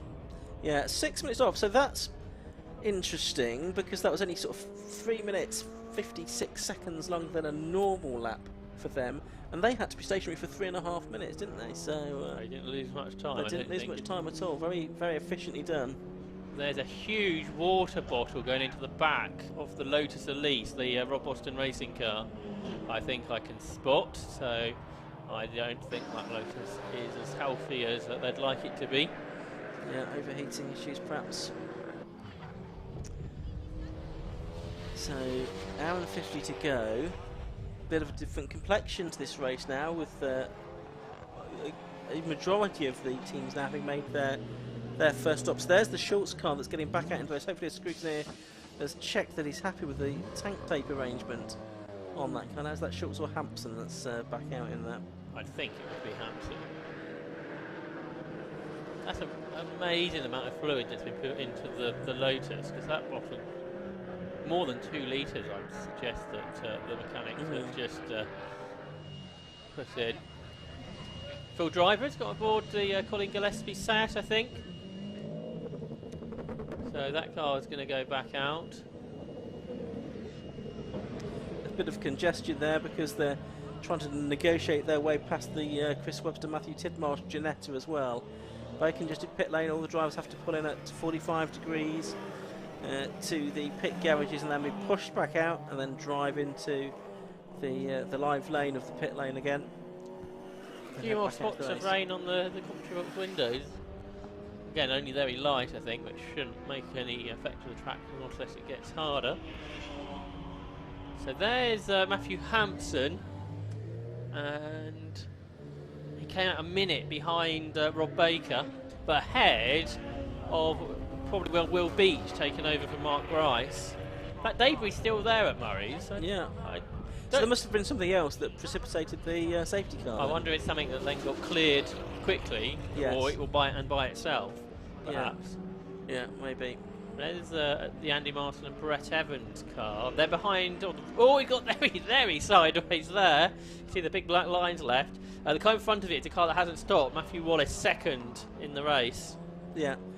So, and Julian McBride is the other non-stop, isn't he? So Ryan Parkin, Matthew Wallace, Julian McBride, 3 non-stoppers effectively at this moment. There's Carl Swift and Rob Baker. Rob Baker right now is in the middle of the car, actually in 4th position, despite the fact that they've made a stop that is effectively the equivalent of pretty much 2 laps. The Matt Fazy and Steve Hewson car leads Class B now by 11 seconds because of Christopher Freeman's penalties. And Luke Handley's lost even more time, obviously. He's 3rd, though, still in Class B. 4th, Jonathan Packer. And 5th is the Matthew Tidmarsh and Chris Webster Mazda Class C. That's still headed by Joel Oswick and Dan Osano. 2nd, Rory Baptiste and Tim Hartland. And 3rd, Johnny Hayes and Paul Saviani. Yeah, so they've got ahead of Russell and McKean, haven't they? And Russell and McKean had a long stop, an 8-minute 12 lap. So that's just a longer than scheduled stop for them. But that could have been stuck behind the safety car as well. Could have been, yeah. So a safety car and a pit stop on the same lap. Yeah, that would have cost them some time, clearly. Yeah, Colin Gillespie and Phil Driver, that was nearly an 8-minute lap as well. So I think they probably had a similar thing. So it's 11 Ryan Parkin that's leading, 6 Matthew Wallace in 2nd, and 67 Julian McBride in 3rd position for the moment. So Will Stacey and Rob Boston's car is 23rd. And it has done 2 3-minute pit stops, whether they need to make another one for some fuel. They didn't even bother to put any fuel into it, which is interesting. No. That car has actually just gone through shots. So that's going to be one to watch its lap times. The last lap wasn't very quick, even for an out lap, which is concerning, I would have thought. Rob Baker's just gone through his first flight lap since the pit stop, done a 207.86. It's actually lapping faster than the 3 cars ahead of it, which are as yet unstopped. And Matthew Hampson, I think, has done his first flying lap as well, possibly much slower than what we'd seen by Andy Schultz. Yes, he's already been passed by Will Beach. So Will Beach 2nd of the stoppers. 3rd of the stoppers, Hampson. 4th, Ridgway, and 5th, Marston and Evans. See here the 888 car. The Renault Megane of Graham Price and Jason Hennifer. The 2-litre RS 250 is prepared by Pure Track, Graham Price, the car owner. And we pick up in this group. Is that where Rob Baker is, I think, the area motorsport boss? Yeah, he's there, isn't he, in the number 1 car. Still picking his way through the traffic. Over a minute ahead of the Will Beach and Mark Rice Audi. Yes, so that bodes well for him. That time through, Matthew Hampson's done a 2-minute 13 lap compared to the 2-minute 5s that Andy Schultz was doing. So that's a car that's going to drop down the order, one would suspect, because Leon Bidgeway only about 4 seconds or so behind it and lapping 4 seconds or so a lap faster. BMW Compact's been in again. The Jones and Gadsby car, they're 39th. And yeah, that was another long stop as well, wasn't it? yeah, 12 minutes that lap, so yeah, I thought that was unusual. Now, car with wiper on there, 481, so is there a bit more rain out there possibly? That's the Edward Christian Andy Gay BMW M3. Let's find out what's happening down there in the pit lane. Down here at the 69 garage, and I'm here with Andy Schultz. Andy, you brought in on a mechanical, then the safety car came out. That was a bit perfect timing, wasn't it? It would have been, yeah. I was a bit concerned because I knew I could see some orange bodywork at the last turn, and I thought, oh no, what's happened? But I think it must have been clipped on the second lap up in turn 2, and that obviously started the thing, and then it just came off later on. But it was a bit awkward, but you know, it was a good time for a pit stop, so that's okay. Absolutely, and they've taped it up what they can, and they've sent it back out. So what's your target from here? Well, we're hoping that we can get the car through to the next pit stop, and I'll jump back in again. But we've got a couple of issues. It cut out twice, and had to restart it, and that's a real pain because you lose places again. And then we've got a bit of a vibration appearing again, so we've got to try and see if we can get it through a bit further. It felt like more than an hour, I can tell you out there. Well, I'll have to keep an eye on you then, Andy. But perfect. Thank you for speaking to us. No problem at all. It's back to the commentary box. Thanks, Kieran. And interesting to hear there from Andy Schultz after his stint of an hour or so. Got to a slightly premature end. Hour and 43 minutes remaining in this race for the TEGIWA Club Enduro Championship. It's being led at the moment by number 11 Ryan Parkin, from number 6 Matthew Wallace and 67 Julian McBride, but none of those cars have yet made their stop. The first of the stoppers is number 1 Rob Baker, from number 27 Mark Rice and number 69 Matthew Hampson. As Class A cars now fill the first 8 places. Best of the Class B cars is the Porsche, Steve Houston, Matt Fazy, Chris Freeman in 10th position overall, second in Class B in the Golf. Black and white driving standards flag just being shown now to car number 99. That's Joe Williams, the driver of the Golf. I've got a bit confused, and I've wondered if I've worked it out without needing assistance. 120 you saw in Park Ferme, didn't you? Yes. Well, they're doing 23rd. I wonder if that's a relay car, yes. why it's in the invitational class. That would make sense. So Jason McNulty possibly out in a separate car. Yeah, that's a good call. I did wonder why they were in the invitational class, but that now makes more sense. See the diesel Golf going through there, the dark side developments car. Scott Parker is 18th now in that car that finished second last time out at Spa. It's currently third in the class championship. Car, 270 brake horsepower, 2-litre TDI engine. The ex-Volkswagen Cup car that's been converted to a diesel by those diesel experts at Darkside Developments. The driver, Scott Parker, is 32 years of age from Barnsley. In a race winner with the MSVT for good series, and now stepping up into the Club Enduro Championship for this year. And there is his brother's car that leads the race. That's Ryan Parkin, the Audi TT that runs the 2-litre TFSI engine, 2017 car. Also obviously run by Darkside Development. Ryan's 32 years old because he's Scott's twin brother, and he's been racing since 2018. And he's sharing with Daniel Sylvester today is Ryan Parkin. Previously he's been sharing with Adam Blair, the British Formula 3 Championship driver. But Daniel Sylvester, who raced yesterday in the MR2s with some podium finishes for the first time. So he'll be buoyed by that success, I'm sure, when he gets into the car for the second part of the race. Another place lost for Matthew Hampson. Liam Bidray has moved up into 6th. So Hampton's down to 7th and being caught by Andy Marston and Brett Evans' car.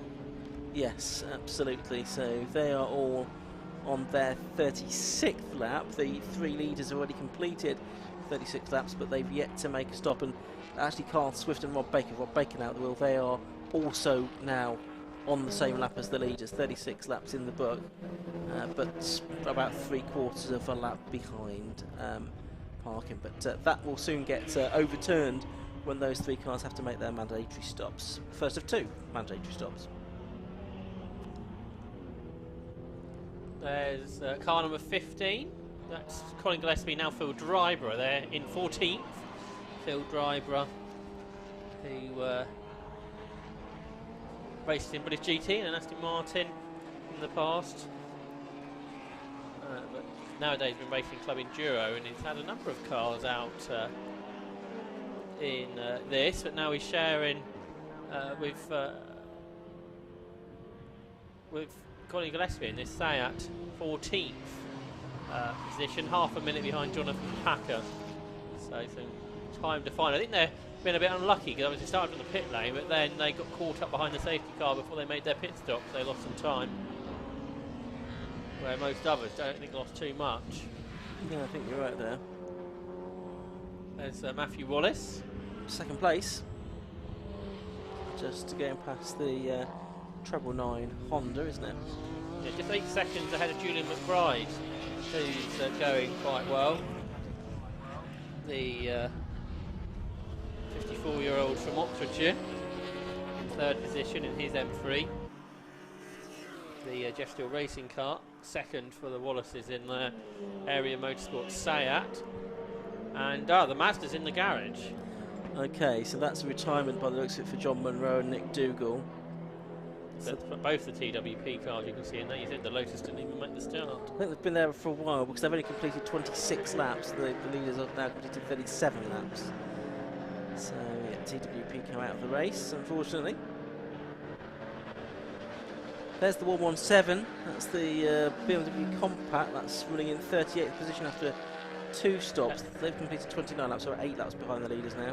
There's a green flag waving in the background. How is that Murray's or is it further around the circuit? Oh, that's potentially white. It's a Jason McAnulty Lotus that's off. That's on the exit of Nelson. So yeah, that Lotus turned white, and now with a different car.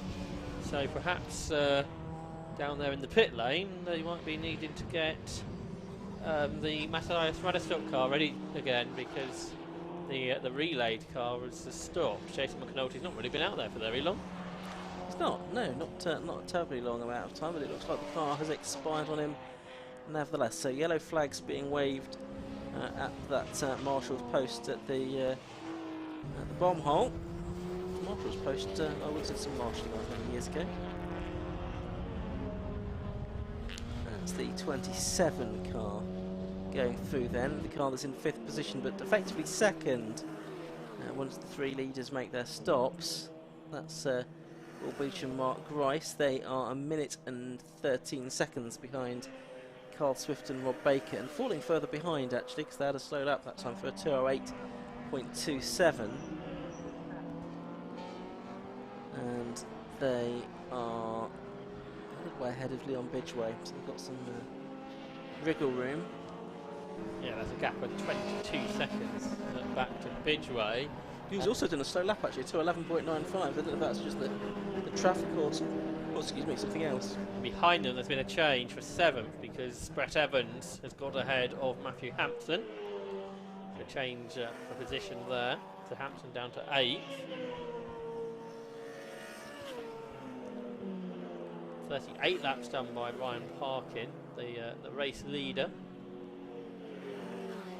2nd is Wallace and 3rd is McBride. The 3 cars still yet to make this first stop, showing how long a car can go in a tank of fuel here. 10-second penalty now for car 28. Well, that's one of the Irish drivers, Andrew Stewart, in his Honda Civic Type R, so that'll be to add the 5 seconds he's already picked up. So he's been further infringing the track limits there. There is Matthew Hampson, about to be lapped, I think, by Matthew Wallace. He did a quick lap last lap, 2:08.0, almost as quick as he's gone during the stint. Which shows the pace as the car gets lighter on fuel. Yeah, absolutely right. That's the 92 car. You can just see going through shot there. That's just ahead of the Beach and Grice car. So that is on its 37th lap. Beach and Grice car is on its 38th. So yeah, that's about to be lapped once again. Of course, that car lost out because it made an early pit stop, pitting when the safety car wasn't out, and would have lost a bit of time there. The Phil Nib and Andrew Raff car that runs in 12th position, then over the Seat Leons. We're not far away from the halfway point of this race now. Only 5 minutes left to go before we get to the 90-minute to go mark. Give you another rundown on the positions at that stage. Patel going through, and the RF Motorsport BMW as well. Saw Liam Bidrow there, who noticed made a slow laugh, or slower laugh. That might have been to do with traffic. Let's see what the next lap's like. A 2:11 last time, a 2:07 that time, so much better.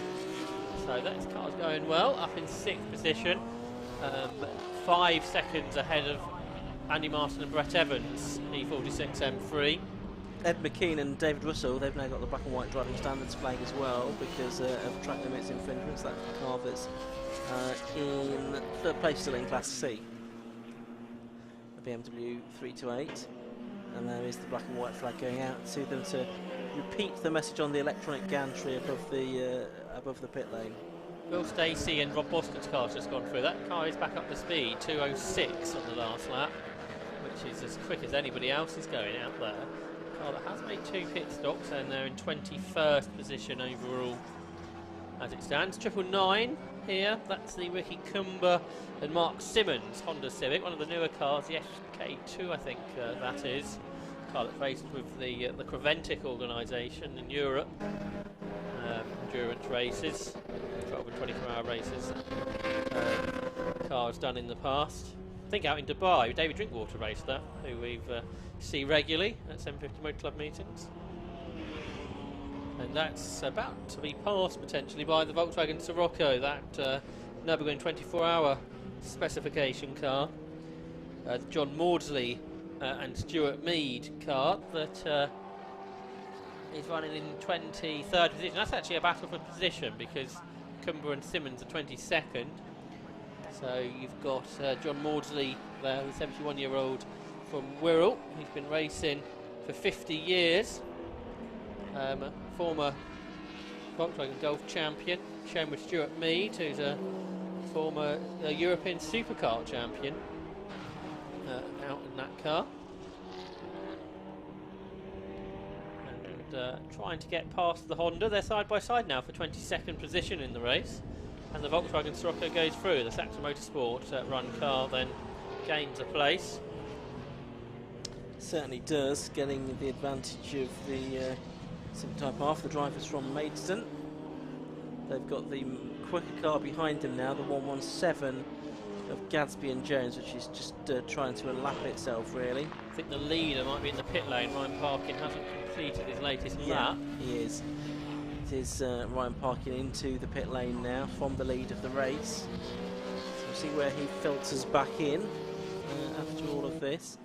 3-minute stop that he has to make, of course. He has got actually 3-minute 20-second stop to make, but he's got an extra 20-second penalty as well. Can't quite see from here whether he's handing over to Daniel Sylvester or not, but I can't see anyone with a mullet out there in the pit lane, so presumably that means that Daniel's got his helmet on as he's perhaps getting in the car. Pretty much halfway through the race. Yeah, that's right. So it's Matthew Wallace now that leads the race by 13 seconds over Julian McBride.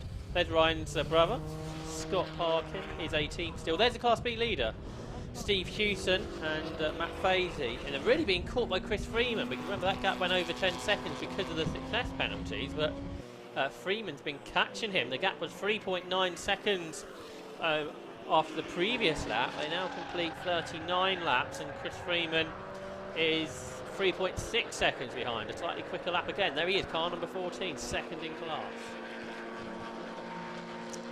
Absolutely. those threatening skies never really came to anything, did they? It's still grey and overcast out there, but it doesn't look like it's threatening rain imminently. And I think the forecast was to actually get brighter as we got closer towards the end of this race as well. Depends what forecast you looked at, really. It did, to be fair. So coming up towards the 90-minute mark in this race, the erstwhile leader has gone in, but still Matthew Wallace is out there, still Julian McBride is out there. Of course, Julian McBride's going solo, so he doesn't need to worry about handing over to another driver, but he's still got 2 pit stops to make. Matthew Wallace will hand over to brother Simon. Both of them used to race in the Mar2s and then in Type Rs as well after that in Civics.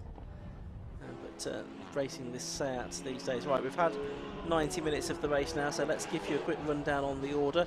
It's number 6 leading, that's Matthew Wallace, and Simon Wallace. Second is number 67, that's Julian McBride. In third place, number 1, Carl Swift and Rob Baker. Fourth, number 27, Will Beach and Mark Rice. As Carl Swift has now gone into the lead of the race, because he's got past Julian McBride, and Matthew Wallace, I think, has come into the pit, so I'll give you that rundown again. Number 1 now leads Carl Swift and Rob Baker. 67, Julian McBride second. 6, Matthew Wallace and Simon Wallace third. 4th, 27, Will Beach and Mark Rice. 5th, number 32, Leon Bidgeway. 6th, number 37, Andrew Marston and Brett Evans. 7th, number 69, Matthew Hampson and Andy Schultz. 8th, number 11, Ryan Parkin and Daniel Sylvester. 9th, number 13, Steve Hewson and Matt Facey. They lead Class B. Second in Class B and 10th overall is number 14, Chris Freeman. Third in Class B and 11th overall is number 51, Luke Handley. Then in Class C, that's being led by Joel Oswick or Dan Osano, as ever does. In number 53, they're 26th overall from number 98, Rory Baptiste and Tim Hartland in their BMW.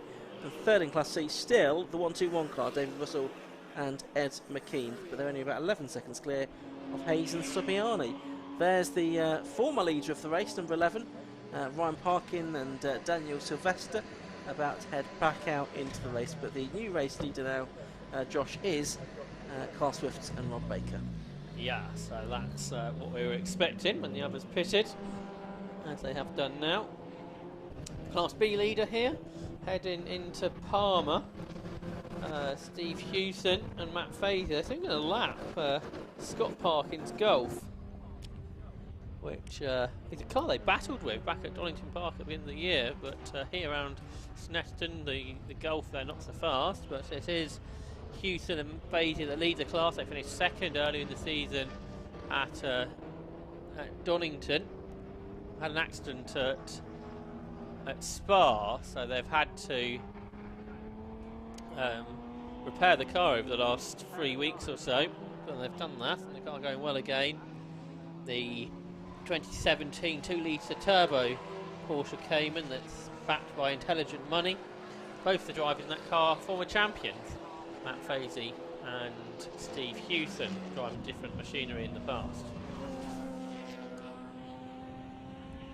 So 42 laps completed now by our race leaders, Carl Swift and Rob Baker. We see the 13 car of Steve Hewson and Matt Fazy go through, and the 69 car, is that in problems again? It's a bit slow there. It was Matthew Hampson. That was just on the exit of Wilson Hairpin. We heard Andy Schultz was saying the car was cutting out. In fact, it's just done that again. The last that Hampson did a pretty good lap at 2:09, but it's not going to be so good if a car slows. So here's the Class B leads then, Hewson and Fazy, and that's Intelligent Money sponsored car. They're second, catching Chris Freeman. They are. What's the gap between those two at the start of the lap? It was, just trying to look, at 2.4 seconds or something like that. It looks like it's a bit less than that now, doesn't it? As the number 6 car, the Matthew Wallace and Simon Wallace car, gets back into the race, the Area Motorsport run vehicle. 1.4 seconds is the new gap. There's Freeman, a solo driver, halfway through the race, so he's got as much to do basically as he already has done, is catching what we presume now is Steve Hewson aboard the Cayman. So what can Chris Freeman do here? He's having a really good run in the Area Motorsport Volkswagen Golf. His best result so far this season came at Croft, which was the 3rd place. He raced a Civic in the past and went well in that. Down into Agostini's. Very different cars, these. Well, they're both 2-litre cars. Oh, and a big lose there for the Rob Boston and William Stacey Lotus. Is something broken on the car, perhaps? That was heading up towards Coram. It's awful at the beginning of the Coram, I think the driver's not wanting to continue, so I think something has broken now on the Lotus Elise that was running in 21st position. So, I wonder if that might need a recovery as well from where it's come to rest. It's on the inside of the approach to Coram, a little way off the edge of the circuit, but nevertheless, the officials might want to do something about that. Here's the Hewson and Fazy car, still being chased for the Class B lead though by Chris Freeman. Coming down ever more, I would suggest. Yeah, 1.4 seconds. You said it was at the beginning of the lap, looking like a bit less than that now, I'd think. As they head through, they've gone past that incident, and there are yellow flags there waving at the marshal's post before Coram, and green flags then pretty much at the midpoint of that long right-hander. So these cars close together again. 1.4 seconds was the gap between them. Up and over the line they come again. So close now, you don't need a stopwatch really, do you? So turn into Ritchie's together. They're now 6th and 7th overall, these two Class B cars. Yeah, that's right. Yeah, 2:10.37 that time for Chris Freeman, and a 2:11.32 for Hewson and Fazy. Is that Julian McBride, I think, who's been into the pit lane and go back out again? There's another slow Lotus up at Coram, and that's Liam Bidway, who is running in 3rd position. But Liam Bidway's slow, I can see out the commentary box window, heading down towards Murray's.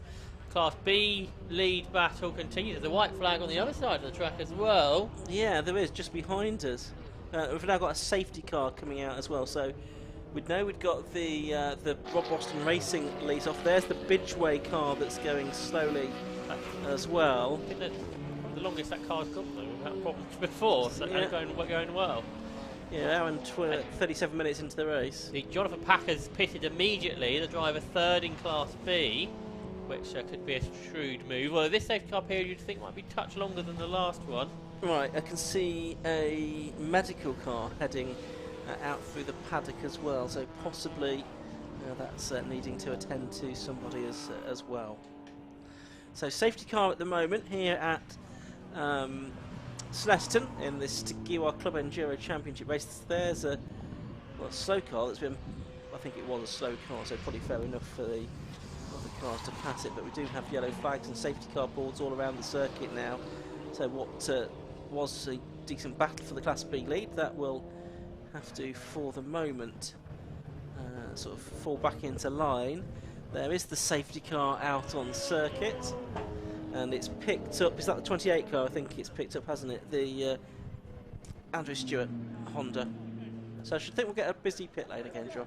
Yeah, so Jonathan Packer the first person in, but 80 minutes, probably a lot of cars can do that, so I suspect everybody's going to be pitting, as you say. Including the 12 car, that's in as well. Though Scott Parkin. Rob Baker went through, perhaps that was before the safety car was called. Yeah, medical car can see is heading up towards Coram as well. So Driver's out. drivers out. I hope all is well up there at that part of the circuit. Bring you any news as we get it. Tyre change potentially on here for Scott Parkin. Yep, that's right.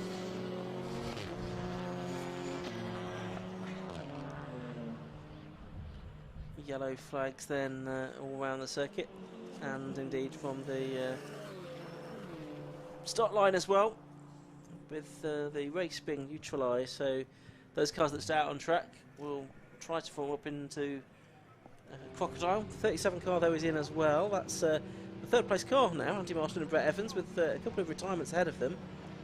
They've moved back up into that 3rd position.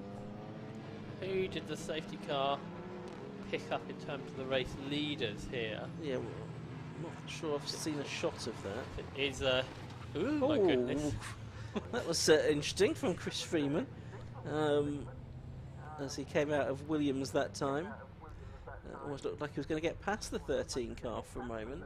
It looks like Baker's done 44 laps, everybody else has done 43, so I wonder if they've lucked in to the others being caught behind the safety car, or have the others come into the pits? Well, we know that Marston and Evans had done. Yeah, Beach and Grice are in there as well. So perhaps they've not lucked into this thing, because they're going to have to do a slow lap behind the safety car. We'll see what happens. Yes, and so they may well pit at the end of this lap. I think this safety car might be a bit more long-lived than the previous one. Yeah, the previous one was really short. Yeah, it was only one lap, wasn't it, really, behind the safety car? So it couldn't be shorter, could it? That's well, sure. no. True. So there goes Jonathan Packer. He might do well here out of Class B, because he came in first. The others are still stuck behind the safety car, and he's come out, has he, on the same lap as them? No, a lap further back, but it could work out well for Jonathan Packer there, I think. So we've not got to the position yet where the Rob Boston Racing Lotus is being recovered. There is now a recovery truck just pulling up next to it, I think, up there at Coram. Well, the M2's coming back out the pit lane. That's had all those problems. Not seen it for a little while, have we? I don't think. You have a Crown Paints car. Yeah, with the sort of colour swatches decorating. Why is one car in the safety car train slowed right down? That's a good question, Josh. 45 I should say, going back out into the race, so that's Arthur McMahon. Sometime fit Punto racer, I think. Also heading back out is 8, but that's nothing too much. And these cars below us in the pit lane now are going to have to wait for the safety car train to go past. Here comes the race leader, Rob Baker. Is that Cole Swift with the headset on? i.e. not getting back into the car? Might well be. Rob Baker's getting out. Yeah, because he has to get out so they can refuel it. No one That's can be true, in the car. yeah, so he's getting out, they'll refuel. No sign of him taking his helmet or anything off, though his helmet going to stand there with the extinguisher. And the Audi, which is a lap behind at this stage, goes out of the pit lane to unlap itself, isn't it? So it could be interesting how it all works out. Yes, so 6 Matthew Wallace, or someone, so they've now made 2 stops, haven't they? Simon Wallace has gone back out into the race. So they've made 2 stops. Currently chain 13th though. And Rob Baker getting back into that Seat now. Are they going to change the tyres, or are they just checking the pressures? Marston Evans going back out as well. Yeah, absolutely. They'd stopped a few moments before, hadn't they? Safety car still running here at Snetterton. Yeah, they're doing a tyre change on the Seat. Possibly only the fronts. And the rears don't have too much really, doing on a front wheel drive car. No. They shouldn't wear too much. And there's the Lotus going onto the back of the flatbed. Yeah, it's needed a full lift to get there. So that's possibly why we needed the safety car, because it was decided that the car couldn't just be pushed or towed out of the way. So efficient work being done by the recovery crews there to get that car recovered. 76 going back out into the race beneath us as well. So that is Michael Downey, the driver from Paddington, in the Porsche Boxster S. He's in 26th position, one of the Class B drivers. On the screen you can see the safety car train heading through Agostini. Chris Freeman's putting a load of fluid into his car. Is that a drinks bottle, I wonder? Could be. Or filling his drinks bottle up, anyway.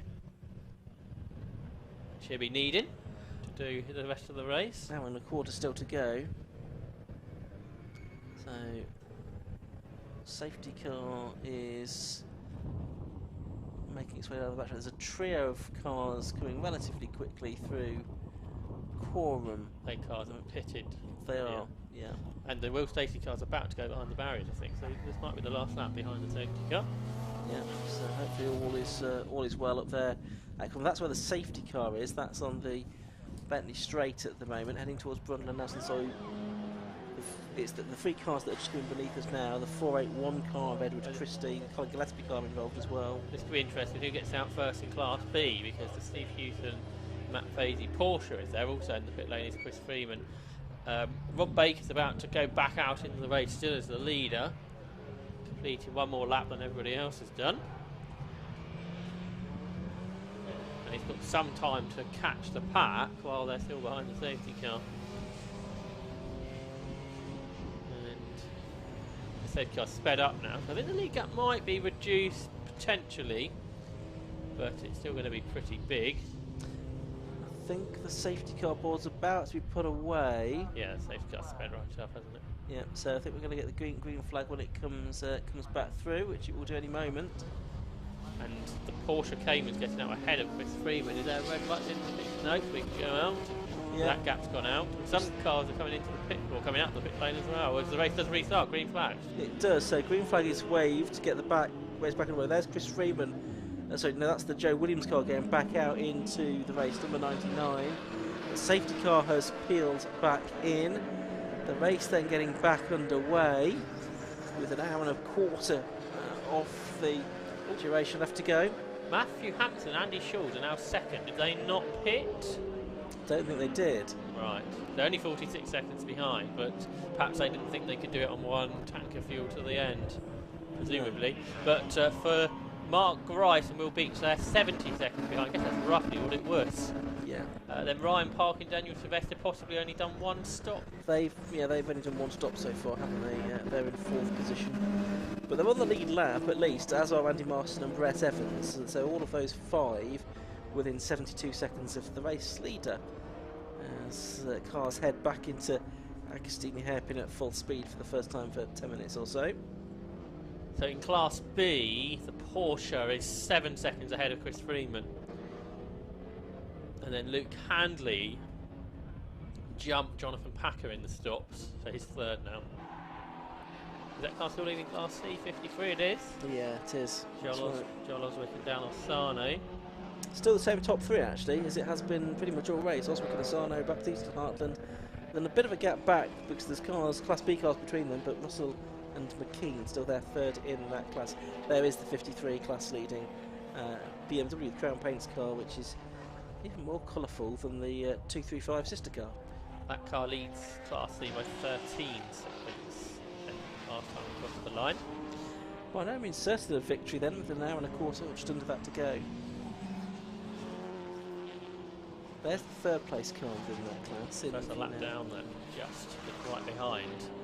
Yes, you're right, it is a lap down now. 3rd place car. Well, so the Will Stacey car had the collapsed rear left corner. You see that car making its way through the paddock, so that's why it had a dramatic spin.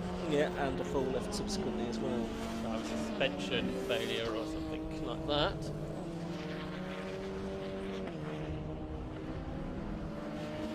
There is the Class C leader then, working their way through. Lead gap 40 seconds between Rob Baker and we think Matthew Hampson. Yeah, that's right. Different lap times there because it's Rob Baker's first lap out of the pits. Into Ritchie, 3rd and 4th, nose to tail. Mark Grice and Will Beach's Audi. He's got Daniel Sylvester in the Audi TT, really challenging them there. Yeah, don't forget though that the 11 car's got to make another stop though, hasn't it, we think? Yeah, good battle to watch anyway on the track. Absolutely, but probably not ultimately for a realistic reflection of where they'll finish. Yeah, so we think that probably the Audi's the 2nd stopper, and then the 3rd stopper will be the Marston and Evans car, which is only 5 seconds behind. So that's a gap really to monitor.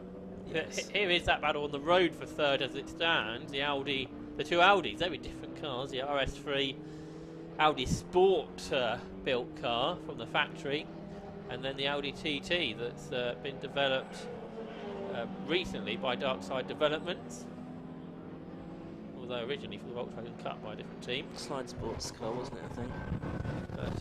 But great to see the TT out there. The 2-litre engine machine. Around the outside, Daniel Sylvester committing, and then has to cut back. Yeah, to get past the McKee and Russell 328i. There's the Darkside Developments car. Absolutely magnificent. The Gillespie Dryborough team are just on their PB. Personal best 206.65.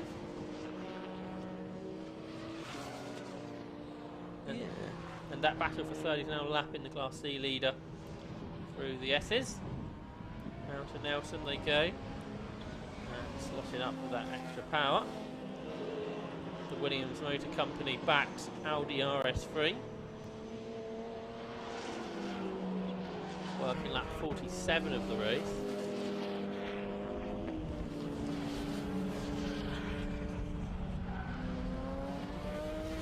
.70 minutes to go. So a lot of the drivers are on their last stint of the race, obviously, after making 2 stops. So it's going to be a long final slog there. And this battle is lapping 4 seconds a lap slower than the race leader, Rob Baker. Now is Andy Martin, Brett Evans catching? Yes, they're a second and a half quicker.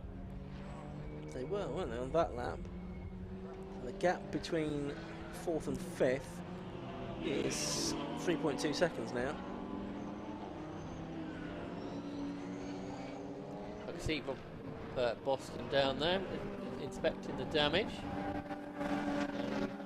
Will Stacey still at the wheel when it happened. And that car's not going to be coming back, I shouldn't think. No, I wouldn't have thought so. So second or third, fourth and fifth all in one shot there. 2 Audis and the BMW. Yeah, Marston and Evans being just in the back of shot there, coming out of Agostini. We'll see if the gap comes down again further. 3.12 seconds it was at the beginning of the lap. At this stage, the Audi RS3 doesn't seem to have the pace, does it? Because now Rob Baker's in the 2 Ford, so he's going as quick as on those new tyres they put on, the new front tyres, going as quick as Cole Swift went in the early stages of the race. Absolutely, he must have found a bit of clear track as well, you would think, to sort of assist him on his way there. Yeah, because he sort of came out the pits just before the restart, didn't he? So that worked quite nicely for him. Yeah. Dan Sylvester's driving the Audi TT well, first time he's been out in race conditions. Yeah, absolutely. Well, he got caught there behind the Radisson Lotus, but then the RS3 is getting stuck behind the Exige as well. Matthew Hampton's doing good lap times at 2:08. Well, we don't think it made a second stop anyway. Pretty sure it didn't. But I mean, I'll be happy to be proved wrong, but I don't think that car did stop again at this stage. Yeah, that's the quickest we've seen Hampton drive that car in this race. Yeah. We'll see if the lap times come down any further, we'll perhaps really start to question it. But no disrespect intended to Hampton. Right. Now, just about 3 seconds covering Beach and Bryson in 3rd, Parker and Sylvester in 4th, and Marston and Evans in 5th positions as they came across the line to complete lap number 48. And that is the battle that we're looking at now. Also involved there is the 44 car of Dayburn and Trigg. Let's head down to the pit lane once again to Kieran McKinley. I'm here outside the number 1 garage, the leaders of the race. I'm here with Carl Swift. Carl, it's been a hectic opening 2 hours. How have you made it? Yeah, all right, we've got some issues. We've got a drinks issue and a radio issue, so it's hard work out there with no water and no comms, but it's going well. We've just put some new tyres on, so Rob should be able to punch a good lap in now and try and get the lap record, or at least the fastest lap for the extra point, so it's going good. I'm sure our guys in the box will keep a track of that, see if your wish comes true. But yeah, it's looking a bit overcast at the moment. All eyes on the forecasts, or are you confident? Yeah, we're okay in the wet and kind of hoping for the wet, really. It'll save tyres, and the car's good in the wet, so whatever happens, happens. Perfect. Carl, thank you so much for the chat. Thank you. And it's back to you in the commentary box. Just as you were talking to Carl there, Rob Swift did do a new fastest lap of the race at 2:04.37. So, yep, wish is coming true there for Carl Swift at the moment. 49 laps now completed, and an hour and 6 minutes or so to go in this race. Meanwhile, what's going on with this battle for 3rd, 4th and 5th? I'm not sure it's actually changed. I think, if anything, Marston and Evans, are they losing a little bit of time, Josh, to these two? Let's see how this lap's gone through the traffic. I think certainly the Audi RS3's been pulling away, hasn't it? So that's interesting. Because on the first few laps after the restart, Hull Beach, Mark Grice seemed to be losing time, and not on this lap. 2:07.7, 2:08.1 for Sylvester, and yeah, the M3 slower, 2:08.7. Yeah, so it's now sort of more like 4 seconds or so between those three cars. In Class B, Steve Hughes and Matt Fazy lead by 7 seconds over Chris Freeman. And then it's another 23 seconds back to Luke Handley in third place within that class, isn't it? So that gap has elongated a little bit. In Class C, John Alswick and Alisano nearly appearing on the first screen bar timing screen for the first time. They're up to 21st now in the number 53 car. They are ahead of Roy Baptiste and Tim Hartland, who are still plugging away there in second place in the BMW 330. And David Russell and Ed McKean, who are a lap behind now in the 121 car in third position in Class C, 25th place overall. Here is that Andy Marston's Brett Evans car. Looks like Motion Motorsport might have something to do with that car nowadays. It's really moving around, isn't it? I wonder if they change tyres or not. Perhaps not on that evidence. And with Swift and Baker, we know they certainly did, and they're pulling clear now, even more than they were before. Another good lap from Rob Baker, 2:05.1 that time. So lapping sort of 2 to 3 seconds a lap faster than the cars behind. The only other car that's lapping in the sort of 2.6s at the moment is Colin Gillespie. And Phil Driver, I think, now is at the wheel of that car, isn't he? The number 15 car in 6th position. That was one of the cars that started from the pit lane. But yeah, no one else lapping in the sort of 5s and 6s there. Slow lap again from Matt Hampson to the 2:09s that time. We heard Cole Fish saying that see if Rob Baker gets a lap record. I don't think any lap records have gone in this race, which is interesting. Last year it was a hot day here at Silverstone, but I think it was when Chris Boardman set his lap record. Your one says Cole Fish set the lap record. Yes, I'm not sure. it does. in July 21, 2:03.02. What lap time? Exactly the same. Okay. Somebody's noticed something down incorrectly. Yeah. So watching there the Dark Side Developments Golf go through. The website says Chris Boardman. Okay. So Maybe it was just assumed it was Carl Swift. It's a lot of lap records and fastest lap was Carl. Looks like Daniel Sylvester's re-caught the PRS3. If anything, the M3 is getting closer again. Yeah, on this lap, or the previous lap, the slowest of the three was Beach and Grice. They're not catching Matthew Hampson, who's 25 seconds up the road. No, not really. She thought they might do. And going quickly now as well as the Phil Nibb and Andrew Rathcar have gone up to 7th. They're in the 207s. So I wonder if this is some teams that have changed tyre. Oh, there's a car off there. Let's see if we can get a shot of that. There's a car off the exit of Williams. All those cars are going past, I think. I don't think I'm seeing things. Maybe after 2 days of racing there might be. I know it's the Janetta that has been having a good race.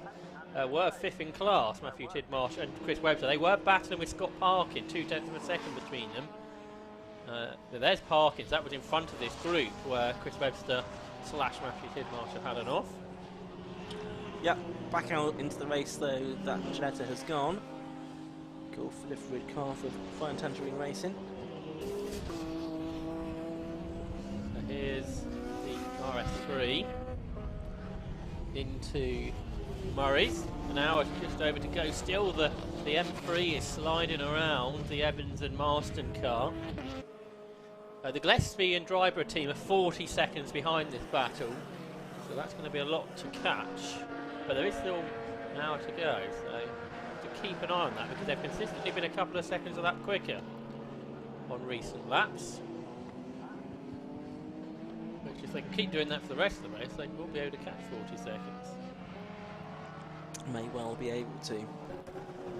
Coming up to the 2 hour mark in this race, 2/3 race distance. We'll give you a rundown on the order in a minute or so. But still, we've got the 2 Audis together here. 27 and 11. Will Beach and Mark Rice and Ryan Parkin and Daniel Sylvester. And just getting past the Golf there, you can see the BMW in the background of Andy Marston and Brett Evans again, who's closing back in on the 2 cars ahead of him. And this is second, third third, fourth, and fifth positions that we're seeing being contested here. See if we're going to get any changes. Through Williams they go now through the right-hander and Oggies. Bit of curb taken there by the first of the cars, that of Will Beach and Mark Bryce, as they head through Oggies. About to head into Williams and on to back straight again. There's the 117 car. That's back up to 32nd place now. Mark Gadsby and Ian Jones after their various dramas in the early stages. I think John Morton and Stuart Mead might be leading the Clubman Cup in the Volkswagen Sirocco, from what I can work out. They're 18th overall, aren't they, in car 63. Oh, and off. Well, that's the number 3 car of Nick Dougal and John Munro. That's at Murray's. I thought they'd retired earlier. Well, we had. Maybe they did for a time, but they're back out into so it's not at Murray's, is it? Or if they're going the wrong way around the circuit, they are. Oggies, I think. Yeah, I think you're right. And then I think second in the Clubman Cup is Joel Oswick and Dan Osano, which is quite the feat in a Class C car. So from what... So we lost Liam Bidgeway, he started from pole there. I think we've lost Steve Cheatham's Boxster.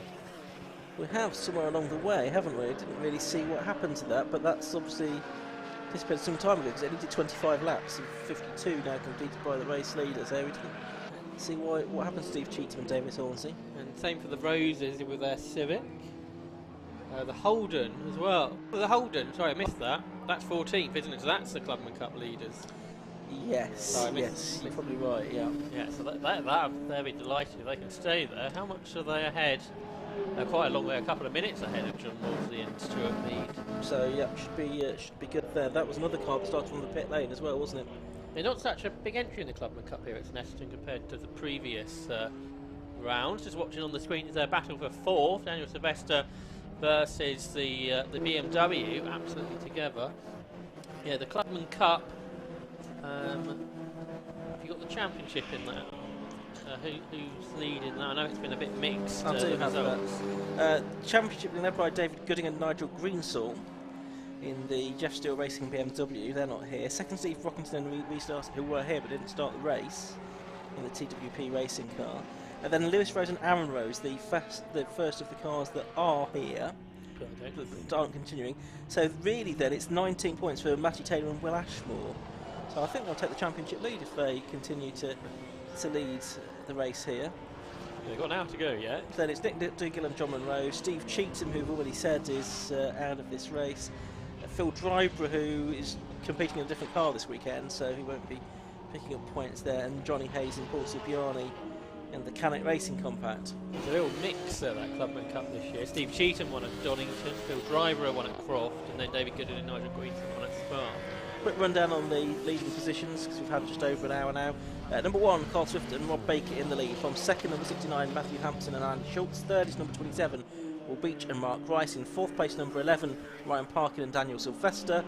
In fifth place is number 37, Andy Marston and Brett Evans. As you can see on your screen there, are we going to get a change for third position there? We are possibly around the outside at Richie's corner. That might change though by the time they get up to Wilson. It looks like the 27 car Beach and Grice has repelled Parkin and Sylvester for the moment, so where to get to with that? I think fifth was number 37, Andy Marston and Brett Evans. Sixth, number 15, Colin Gillespie and Phil Driver. Seventh, number 92, Phil Nebb and Andrew Raff. Eighth, number 13, Steve Houston and Matt Fazy. Ninth, number 67, Julian McBride. And 10th, number 14, Chris Freeman. Class B, that's 13, Steve Houston and Matt Facey. From 14, Chris Freeman and 51, Luke Handley. Class C, now up into the top 20, 53, Joel Oswick and Dan Orsano. From second, 98, Rory Baptiste and Tim Hartland. And third, 121, David Russell and Ed McKean. I think it's the, what have we got? I think about 5 cars on the lead lap, I think, something like that, as we watch this battle for third continue to go on. Yeah, quite the scrap into Agostini a moment ago. Andy Marston, Brett Evans, BMW got down the inside of Daniel Sylvester and Ryan Parkins TT, but couldn't quite make the move stick. Obviously, before that, into Ritchie's, Dan Sylvester tried to go around the outside of the Mark Grice and Will Beach Audi RS3 that didn't come off. They've got traffic to deal with in a moment, so that will be another opportunity. I tell you what, Rob Boston Racing have got the rear of that Lotus back together in the paddock. So that car might go back out, because I guess every point counts for Will Stacey's championship score. He's one of the championship contenders. I think that car might go back out again. I guess the other thing to do, if they can, is try and get the fastest lap. We saw how quick Rob Boston went yesterday in that car, because that'll take a point away from Cole Swift and Rob Baker's score. That could be important, although it's going to be difficult going forward. Now, is there a penalty for the Wallace car? 16.9 seconds. Yeah, that's for causing a collision, that is. So, There's a bit of time for causing a collision. well, I imagine it's to swap two particular positions around. How they can get Yeah, that's not to ask the question. Change here, because the Audi's lost out, hasn't it? Daniel Sylvester got down the inside into Ritchie's, and now Andy Marston and Brett Evans have followed them. So and that could be the battle we think might be for second at the end of the race, isn't it? The BMW going past the RS3. Yeah, that's right. May well be, because we think that the 11 car's got to make another stop. And they're just catching the 117 car on the road, which is lapping the turn 9. So it's a relatively quick car as well, the compact, driven by Martin Gadsby at the moment. 54.5 minutes to go. And it is 37 Andy Marston and Brett Evans now, just ahead of the number 27 car of Beach and Grice, having lost those couple of positions on this lap. Making their way down the Bentley Straight once again. Now we're watching number 13, that's the Class B leader, Steve Houston and Matt Fazy. This is for position here, for 8th and 9th overall, although Julian McBride in a Class A number 67 car. So, not for class position, but nevertheless a close battle on track between these two. McBride on the last lap was about half a second faster. Actually did his best lap of the race, Julian McBride, on the previous lap at 2:07.95, so he's going pretty well. 55 laps done by the leader, Cole Swift, and Rob Baker now 70 seconds ahead of Matthew Hampson and Andy Schulz. As I think into Ritchie's there, that pass has been made by Julian McBride, getting 8th position away from Steve Hughes and Matt Fazy, who are 6 seconds ahead of Chris Freeman now. Although involved in this battle with Julian McBride might not be the best thing for their lap times, because they might want the other car to sort of pull away and not get involved in the battle, I would think. So third across the line, Daniel Sylvester and Brett Evans pulling clear of the RS3 that lost a second and a half on that lap.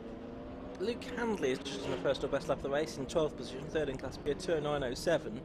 I'm not sure it's going to do him much good though, because he is 27 seconds behind second place in that class at the moment, Chris Freeman, who we're watching on screen now, number 14 in 10th position overall. The Area Motorsport car making its way around Oggies. There is the Class B leader, just getting through, and there is second in Class B, just heading through Williams and on to the Bentley Straight once again with 52 minutes of the race left to go. Class B seems very competitive every time we see this championship. When I was at Donington Park, it was a similar story. It was a Cayman against the Gulfs, with like a race-long battle, and basically got the same thing again. Although it's not nose to tail at the moment, there's not that much of a gap between them either. Not at all.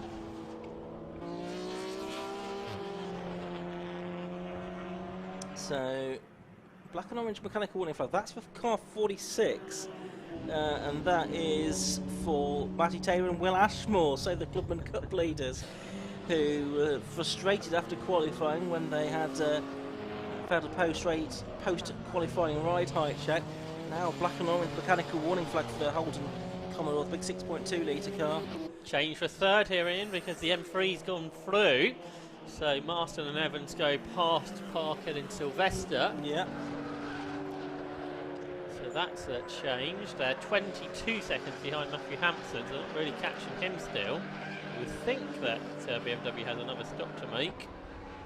So third, fourth and fifth brake hard down into the Wilson hairpin. The BMW M3, the Audi TT and the Audi RS3. Yeah, those the three cars involved in this little scrap as they happen for some while. Chris Freeman there on screen.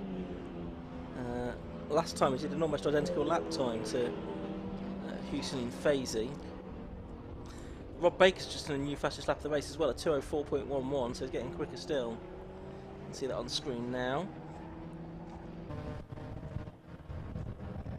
So extending his advantage at the front of the field in the area motorsports set, although struggling with no radio communication and a lack of drinking water in the car.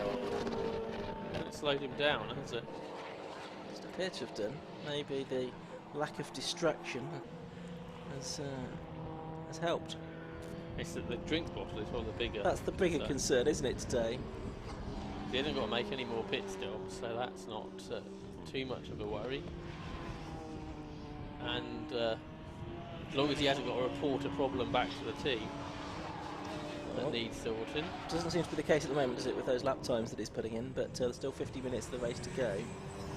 And there's Marston and Evans, now third on the road. 37 BMW M3. 98 in the pits, or have been in the pits, the Rory Baptiste and Tim Hartland car. And they lost out in Class C. Yeah, they're behind David Russell and Eddie McKean now. So I think that must have been their second mandatory stop. Now I'm not quite sure where we've got to with the stops in Class C actually.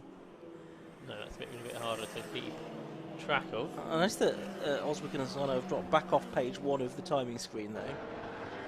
Back into 21st position. Class C leaders. Daniel Sylvester looks like he wants to get this place back. He darts to the inside. That's blocked. This is about as intense as his battle was with Sean Traynor yesterday in the MR2 Championship. That's right. Very hard fought, very entertaining. Wonder if anyone went to pick up Ben Rushworth, or he's been stuck out there for 2 hours. Yeah, he wouldn't. I think he wouldn't be able to get back into the.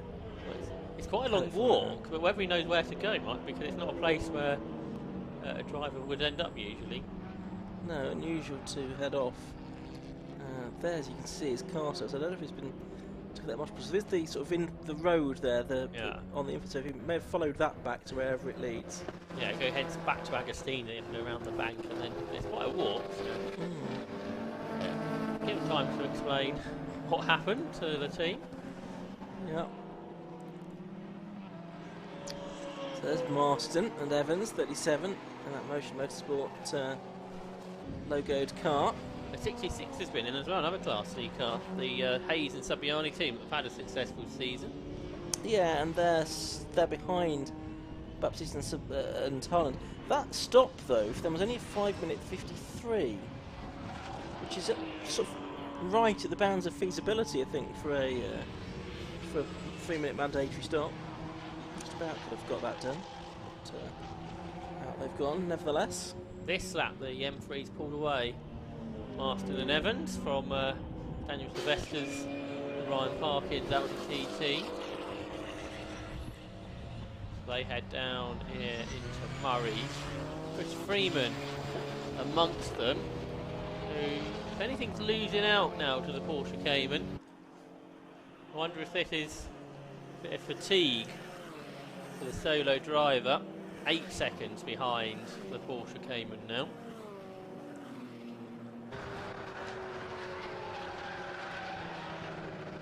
It's a tyre school through Ritchie's, don't they?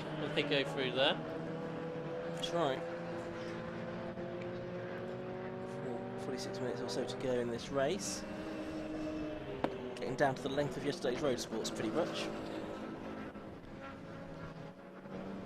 There's Marston and Evans coming through in that 37 car then in third place. So getting away from the Audi now. Having just lapped Chris Freeman as well, and heading towards the tail of the Steve Hewson Porsche. The Holden's in after that mechanical flag, and what's that's a similar sort of damage to what Andy Schulz had with tank tape in the front left corner. Yeah. Something's been called in by a marshal who's been concerned at some bodywork clapping. And the Sirocco's gone through to take the Clubman Cup lead. So John Morley and Stuart Mead lead the Clubman's Cup now. So can the Holden, as it goes back out, catch what is a Class B car? Well, the Holden's only been a few attempts quicker during this race, so that might be difficult. See what kind of gap there is as it goes out. Oh, it's a long stop. It's a whole lap behind, isn't it? Yeah. Well, it's a 7-minute stop, so it's cost them nearly 5 minutes. That the 87 car is in there as well. That's the Clio. Simon Mason and Chris Byallen. 0.6 litre car. Where's that running? He's in 25th position at the moment. That's a 4th generation Clio. 1600cc turbo engine. Simon Mason's a 51-year-old driving instructor from Manchester. He's been racing since 1989, but had 4 years out. He's a 3-time Silverstone 24-hour class winner, though, so likes endurance racing. So hopefully he's enjoying this. I think it's his first outing in Club Enduro. I've got two class leaders together there for a moment as the Hewson Porsche was lapping the Crown Paints 328 BMW. That's right.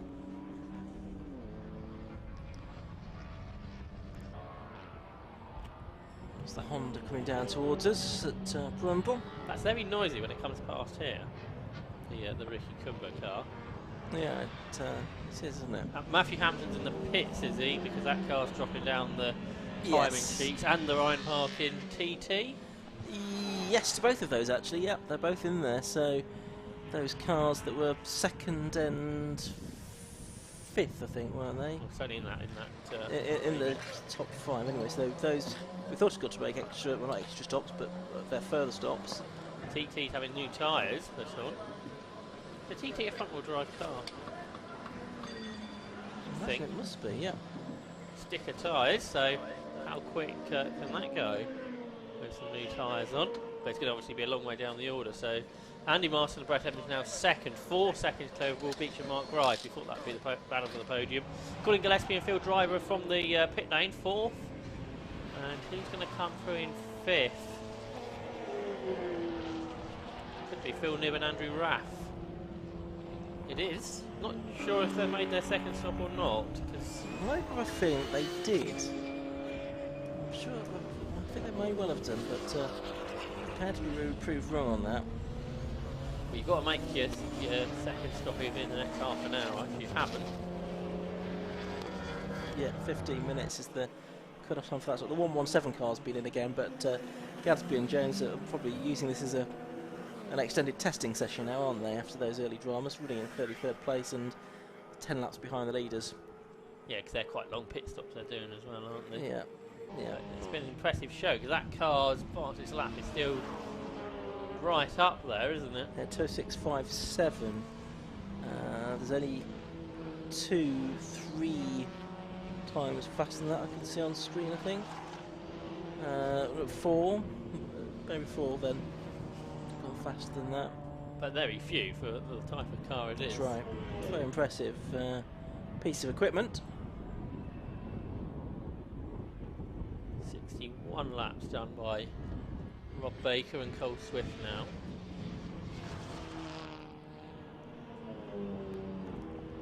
Watching that Ricky Cumber Civic making its way through. Car he shares with Mark Simmons. I think it's RKC, the team behind that car.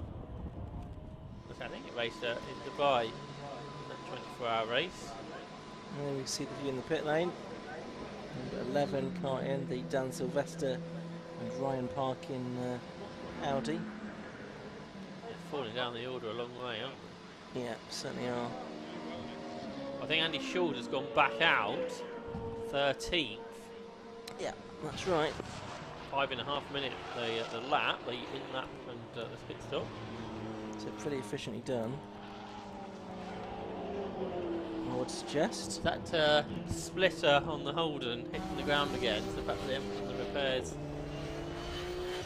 as effectively as they might have done. It was rattling past here.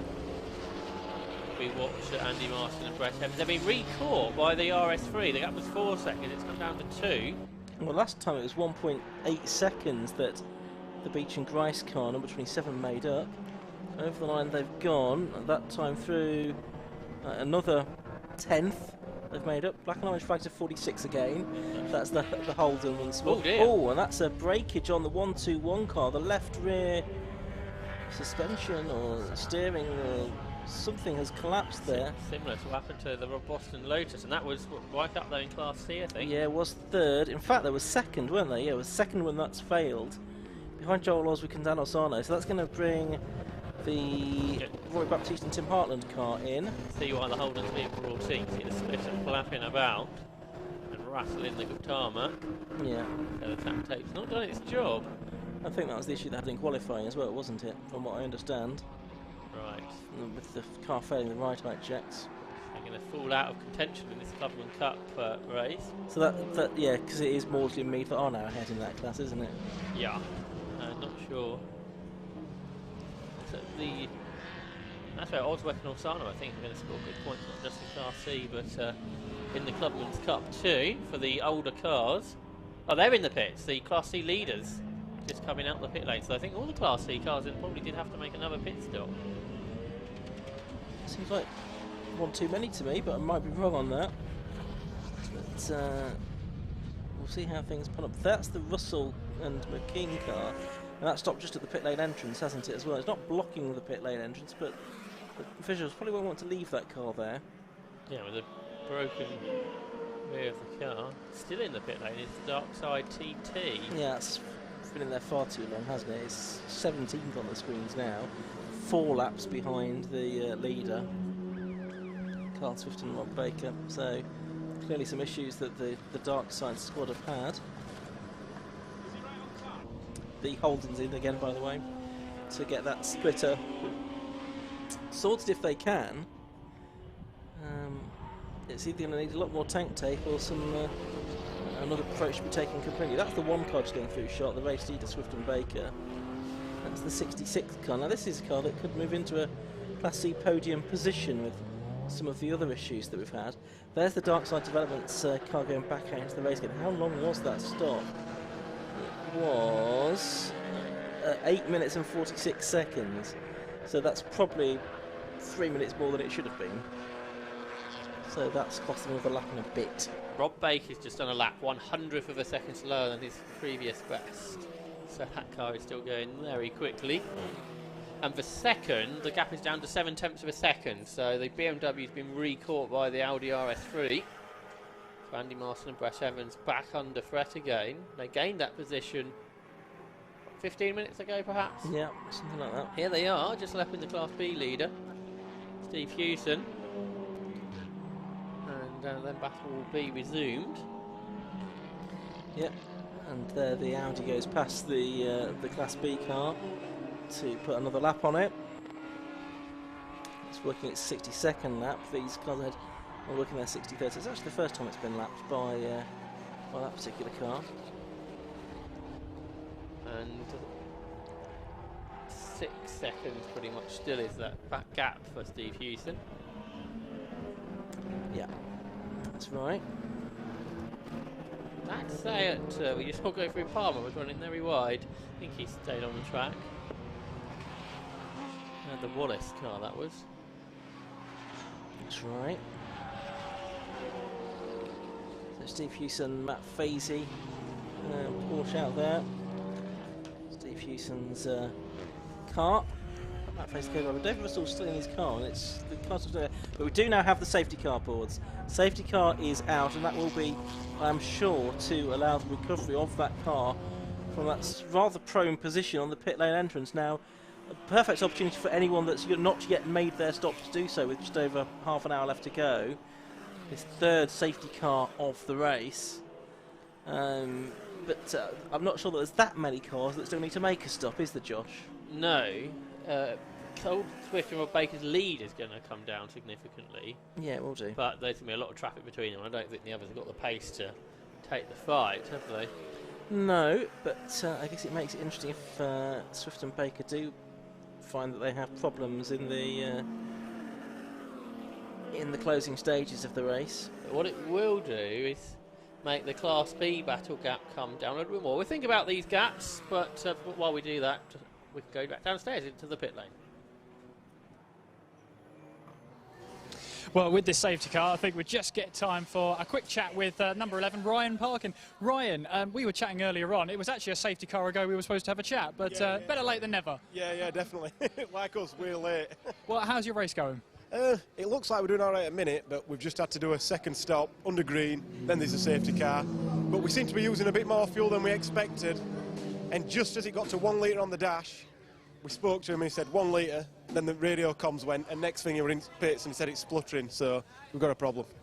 So with less than an hour to go then, what's sort of the aim, what's the target for the rest of the race? I think if we do top 10 we've done good, but the car's just not right. It don't want to turn in, it don't want to exit the corners. We're not quite there yet. We've got the pace on the straights, the TCRs are sort of, I'd say we're a bit quicker than the TCRs because we've got a bit more power, but the corner just can't, for some reason we can't get the car to turn.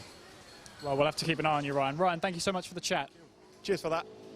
And with that, it's back to you in the commentary box. Thanks, Kieran. Kieran McGinney down there in the pit lane. He was catching up with Ryan Parkin. That's the car that needs to be recovered, and we're just waiting for a gap to be created to allow the recovery crew to get there, because it is going to take a full lift, isn't it? Now, the other thing, I suppose, is that while they're recovering it, the pit lane will be effectively closed to new entrants, because the recovery vehicle would be clearly blocking the pit lane entrance, so I imagine the pit lane will be closed. We've had a change on our screen. Julie McBride has gone ahead of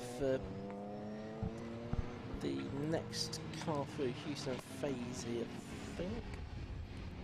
May or may not be It's the correct. Gillespie and Drybrook car that's not come through. Yes, that's right. Yes, you're quite right. It's the Gillespie car that's not come through.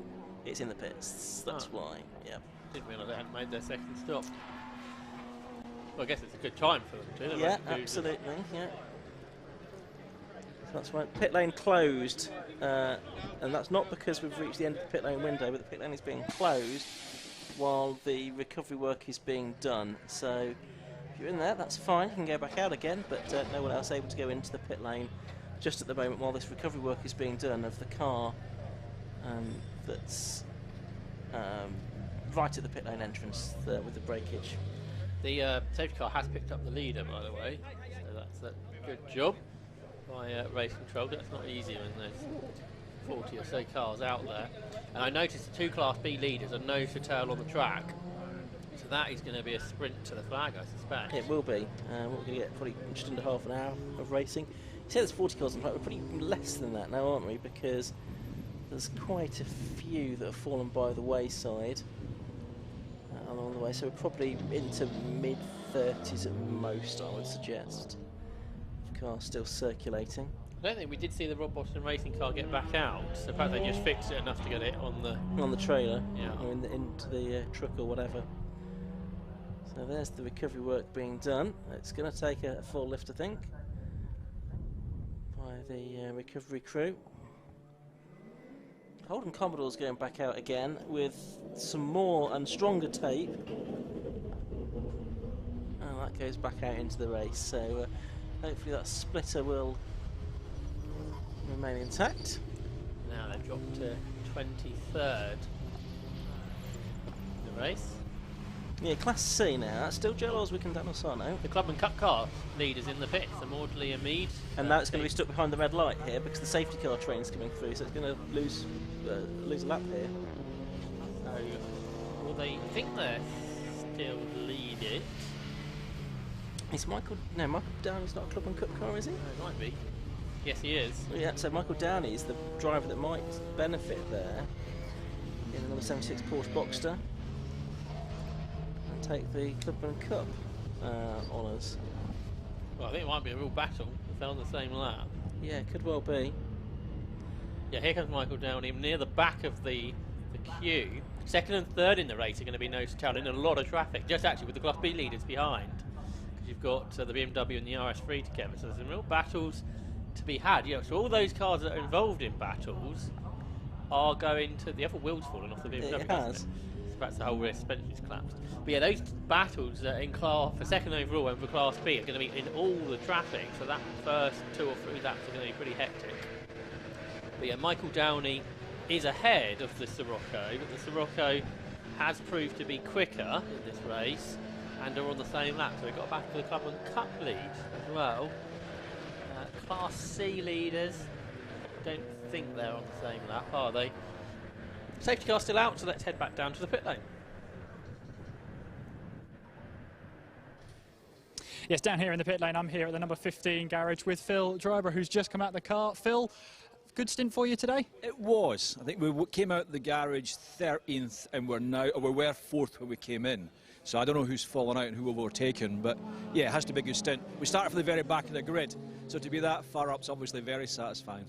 Yeah, and obviously a lot of work goes into this. I mean, what's the target for the end of the race going into sort of the final few minutes? Hey, we started from the very back, so we thought top 10, and then Colin had a mega first stint and got us into 8 or 9. So once you get that far up, you hope some of the BMs and Lotuses fall over themselves, and then you're always hoping for a podium after that. I'd hate a 4th. 4th's always the worst position, but yeah, 3rd would be fantastic. Yeah. Podium chasing. Good target, that. I think we are, yeah. I'll have to check and see how that runs out with pit stops, and that's us taking our last stop now, so we're good to go to the end. No more driver changes, so up to Colin to bring it home. Up to Colin to bring it home. Let's see if he can. Phil, thank you so much for the chat. Thank you. Thank you. And with that, it's back to the commentary box.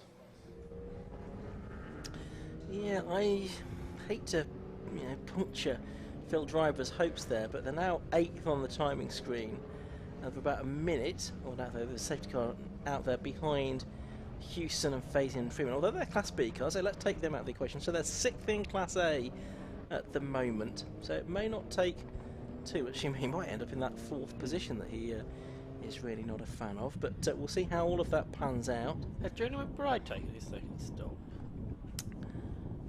I'm not completely sure on that. I think he may have done, but not completely certain. He has. He's doing really well. Yeah, exactly.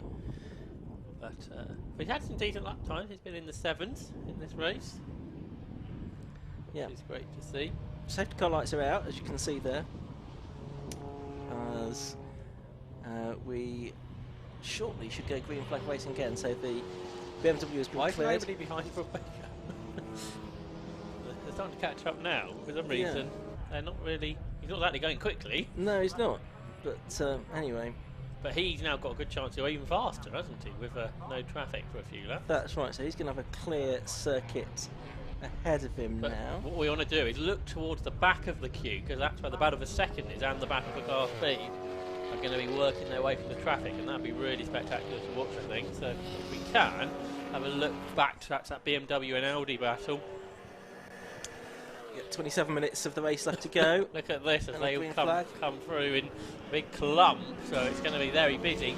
Here we can see the Class B battle, and then just in front of the Porsche Cayman is the battle for second in the race, which is almost overlapping. They're just lapping the Club and Cup leader as they go through. So Andy Marston turns through. Okay, somebody's gone off at Ritchie's, have they? That's the Ginetta. That's the Ginetta that's gone around of Webster and Tidmarsh. The number 8 car, the Flying Tangerine car, can get back out into the race again. So I thought that restart might be interesting, and it turned out to be the case. So the field coming through.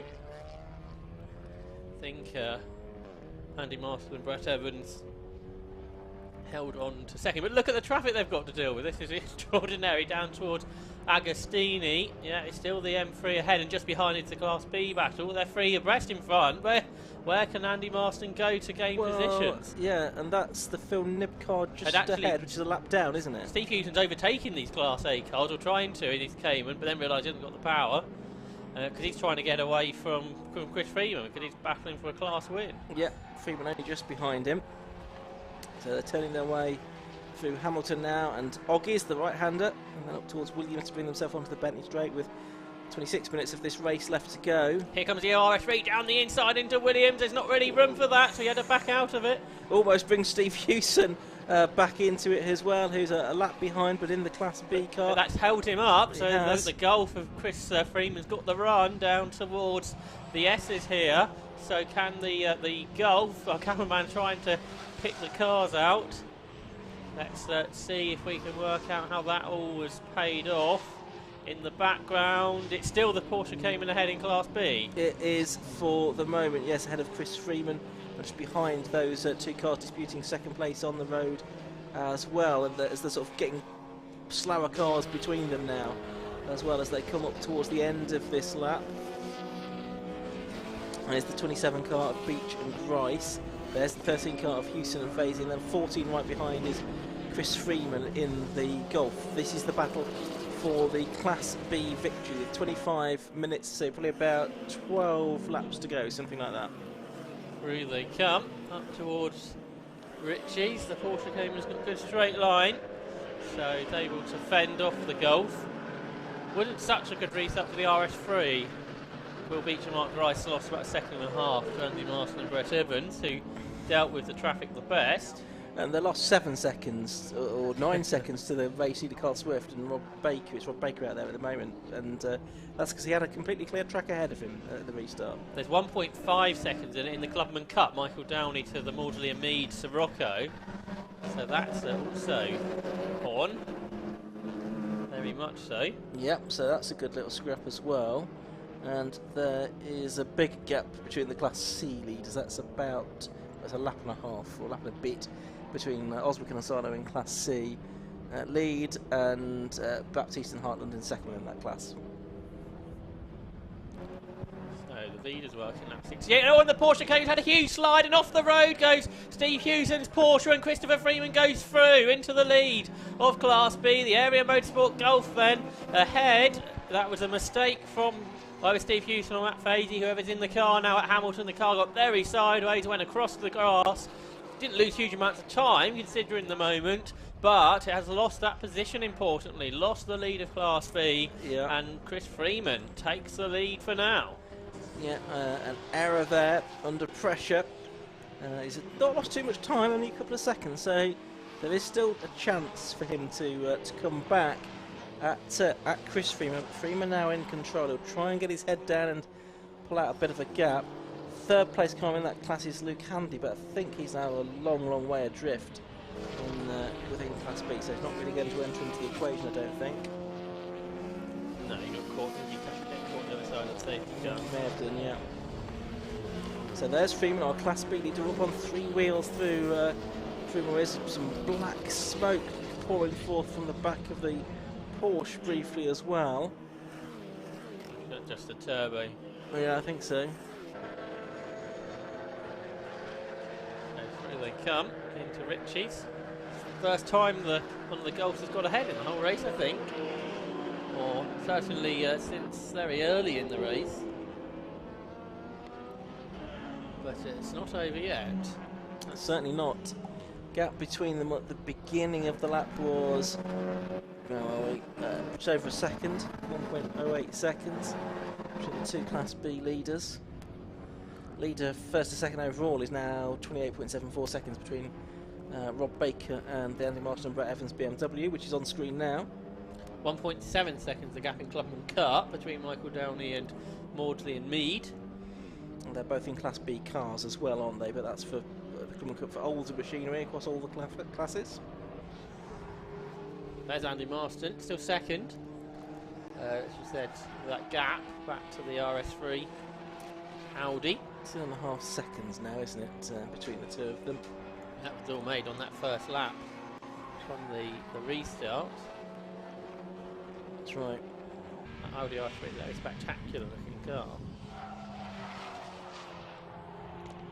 For sure. Chris Freeman on the previous lap was actually catching Phil Nib and Andrew Rapp as well, wasn't he? For overall 5th position as well. Although that may have just been a slow lap for the Nib and Rapp Seat. And is that a new fastest lap of the race? It is a new fastest lap of the race for Rob Baker.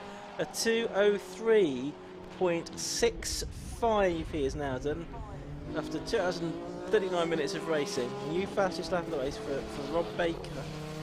Fantastic effort. I think an issue with his drinks facility in the car as well, so that's not making life any easier for him. No, and he's only 6/10 off that Chris Boardman lap record now. See, Andy Schulz has got himself into the top 10. He's in the 2:04s as well, so he's going quicker than he went earlier. So the track's obviously quite quick at the moment. And of course the car's low on fuel, so a little bit lighter. Some cars have had tyre changes, some haven't. That's right. So there's the 27 car in third place going through. It's effectively just over a lap ahead of field number Andrew Rath car, which is just behind it on the road. 0.8 of a second in it in the Clubman Cup. So this is 63, Maudley and Mead catching 76. Michael Downey for the Clubman Cup, as Ian was saying, for the older cars. Less than a second in it now. Quick rundown with 20 minutes to go. The leader, number 1, Carl Swift and Rob Baker. 37, Andrew Marston, Brett Evans in second. 27, Will Beach and Mark Rice in third. 67, Julian McBride fourth. 92, Phil Nibben, Andrew Rath fifth. 6th and leading Class B, number 14, Chris Freeman. 7th, number 13, Steve Houston and Matt Fazer, second in Class B. 8th, number 15, Colin Gillespie and Phil Driver. 9th, number 69, Matthew Hampton and Andy Schultz. And 10th, number 51, Luke Handley, who's also third in Class B. In Class C, it's Joel Aswick and Dan Olsano that lead in car 53. Second, 98, Rory Baptiste and Tim Hartland. And third, Johnny Hayes and Paul Sorbiani now in the number 66 car. Less than 20 minutes to go. There's second. Half a minute behind the leader, Andy Martin and Brett Evans. Leader just across the line. And there the M3 turns its way through. Remember, that car started way back on the grid, outside the top 20. Struggled in the wet. That's a good performance. The Schultz car has just gone through, hasn't it? 204.75. Personal best lap of the race. Way behind the next group, so I don't think they're going to gain any more positions. 9th overall. Yeah, but it is getting away from Luke Handley, of course, one of the Class B cars in any case. Class B lead change across the line. Steve Houston's Porsche came back ahead of Chris Freeman by the looks of it. And I think they just lapped Jonathan Packer's car. The one of the area Golfs. Yeah. Houston and Fazy back ahead. That's what I just said. Oh, sorry, yes, I was watching that on the timing tab. Beg your pardon. But there they are on the screen as well now. Yeah. So I'm not sure what happened to Packer, because they've lapped him, and while they were lapping him, his teammate lost the lead. So that's not gone well at Area Motorsport. It's not, has it? Again, still time to turn this around again. 17 and 3/4 minutes of the race left to go. 3/10 in the Clubman Cup lead. Michael Downey's been completely caught now by the Sirocco. There's the Class B leader. I think there's something wrong with Jonathan Packer's Golf. It's moving around. How slow was his last lap? 2 minutes 13, not too bad. No, it's about 3 seconds off his best. This is where it went all wrong for the Intelligent Money Porsche. So again, it's a bit wide over the curves. So can Chris Freeman look, he's right underneath the rear wing. He's got a tighter line. He's back up the inside into Williams. They changed positions less than a lap ago, and they're changing again, Ian. You said there's time to go. Well, it didn't take long. No, well, and who would rule out another change of position before the end? Before the next corner? I was going to say, before the next corner, let alone the end of the race. Because it looks like Houston and Fazy's Porsche is getting back alongside on the rundown. Yep, back in front. Wow. We thought and yellow flags there, I can see Brundle and Nelson as well. Now, I can't see why that is at the moment. I think the move was done before the yellow flags. Can't see why we have those flags at the moment. I can see you're here, the car off. Not sure who that might be. Is it BMW? If that's our Alpha Live cameras, will pick that up. Yeah, that's just at Nelson, isn't it? Julian McBride's up to 4th. Well, he was, but he hasn't come through. Julian McBride had the pitch. Phil Nibb and Andrew Raffers back ahead of him. There's a Honda in the Is it pits. McBride that's off then? Could be, couldn't it? He had just got up. Just about possible, looking at the... If we can pick that up... I wonder if it might just be out of range. on the camera. It could just be, yeah. They might be behind the barriers from that from the angle of our cameraman. Yeah, we thought... He's out the car, the driver. But certainly Phil Nibb and Andrew Raff are up to 4th now, which means Steve Houston and Matt Fazy, Class 3 leaders, are 5th. And Chris Freeman 6th. And Colin Gillespie and Phil Driver are 7th. So that's a shame for Julie McBride. Whatever the case is. Certainly is. 15 minutes to go. We've not had a place change between these two for a few corners. Those the Class B leaders, Steve Houston and Matt Fazy and Chris Freeman. Something's happened to the Saxon Motorsport Sirocco because John Maudley and Stuart Mead just had a 2 minutes 21. Ooh. So the Clubman Cup lead gap has gone back out again. Michael Downey then, 76, is the leader of the Clubman Cup at the moment. The overall lead, by the way, now 38 seconds clear. Carl Swift and Rob Baker. Rob Baker at the Lots wheel. of dust, and Class B leaders off, completely off this time across the grass. So Steve Houston and Matt Fazy, who had just extended their lead a little bit, have gone off again. That's 2 mistakes, and so the Gulf is back ahead. Chris Freeman, the driver who's been in the car for the whole way. The car's going off everywhere here. The Janetta's got damage. Yeah, it's the front bodywork that's gone this time. It was the rear bodywork yesterday. And it's Michael Downey's involved, the it Clubman is. Cup leader. And we saw the Scirocco going through shot there, didn't we, to retake the Clubman Cup lead. So I'm not quite sure what's happened there. Presumably there's been some contact between the Janetta and the Porsche of Michael Downey. Both of those cars are right on the edge of the circuit as well, Josh, up there at Hamilton. This is dramatic, isn't it? Is that damage to the splitter of the Cayman after that off? It looks like it, doesn't it? Not serious damage, I don't think, but could be enough to upset the handling of the car. I'm just waiting to see what's going to happen with those cars off at Hamilton. I think the Janetta and the Porsche still there on the edge of the circuit, aren't they? My chair falls to pieces underneath me.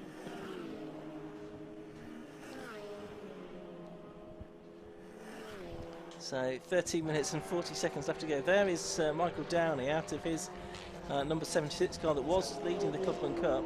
The drama in the last, well, since the restart, really. Plenty of it. He's walking away. Surely we're going to have another interruption. And now the number 8 car being vacated by the driver. That was the car being shared by Matthew Tidmarsh and Chris Webster. So they lost the rear of the car yesterday and they lost the front of it today. Yeah, exactly. The middle has remained pretty intact all weekend, though. You can see that the safety cars poised. Ready to go out. Boards are being prepared as well. So I think this is only going to go one way. And there's only 13 minutes of this race left to go now, Josh, as well. Safety car flag is out. Yeah, the leader's coming up to Murray, so I think that's what they were waiting for. Yeah, absolutely right. And the safety car's going to go out, so it will pick up the race leader, Carl Swift and Rob Baker. How many cars, I wonder, were there between Rob Baker and Andy Marston then? Quite a few, I imagine. Yeah, and the thing is for Marston is he's not got the pace. His first lap is 3 seconds slower. That is true.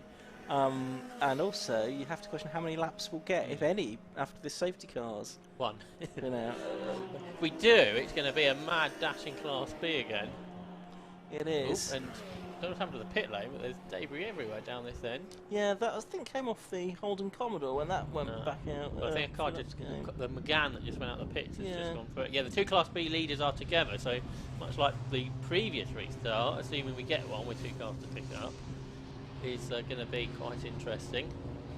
Yeah, so it'll be a little while before we can get the recovery vehicles out there. Of course, there's 3 cars out there now, including that of Ben Rushworth, the Court Miller car that's been out there for 2 hours or so. So that'll be left there, I imagine.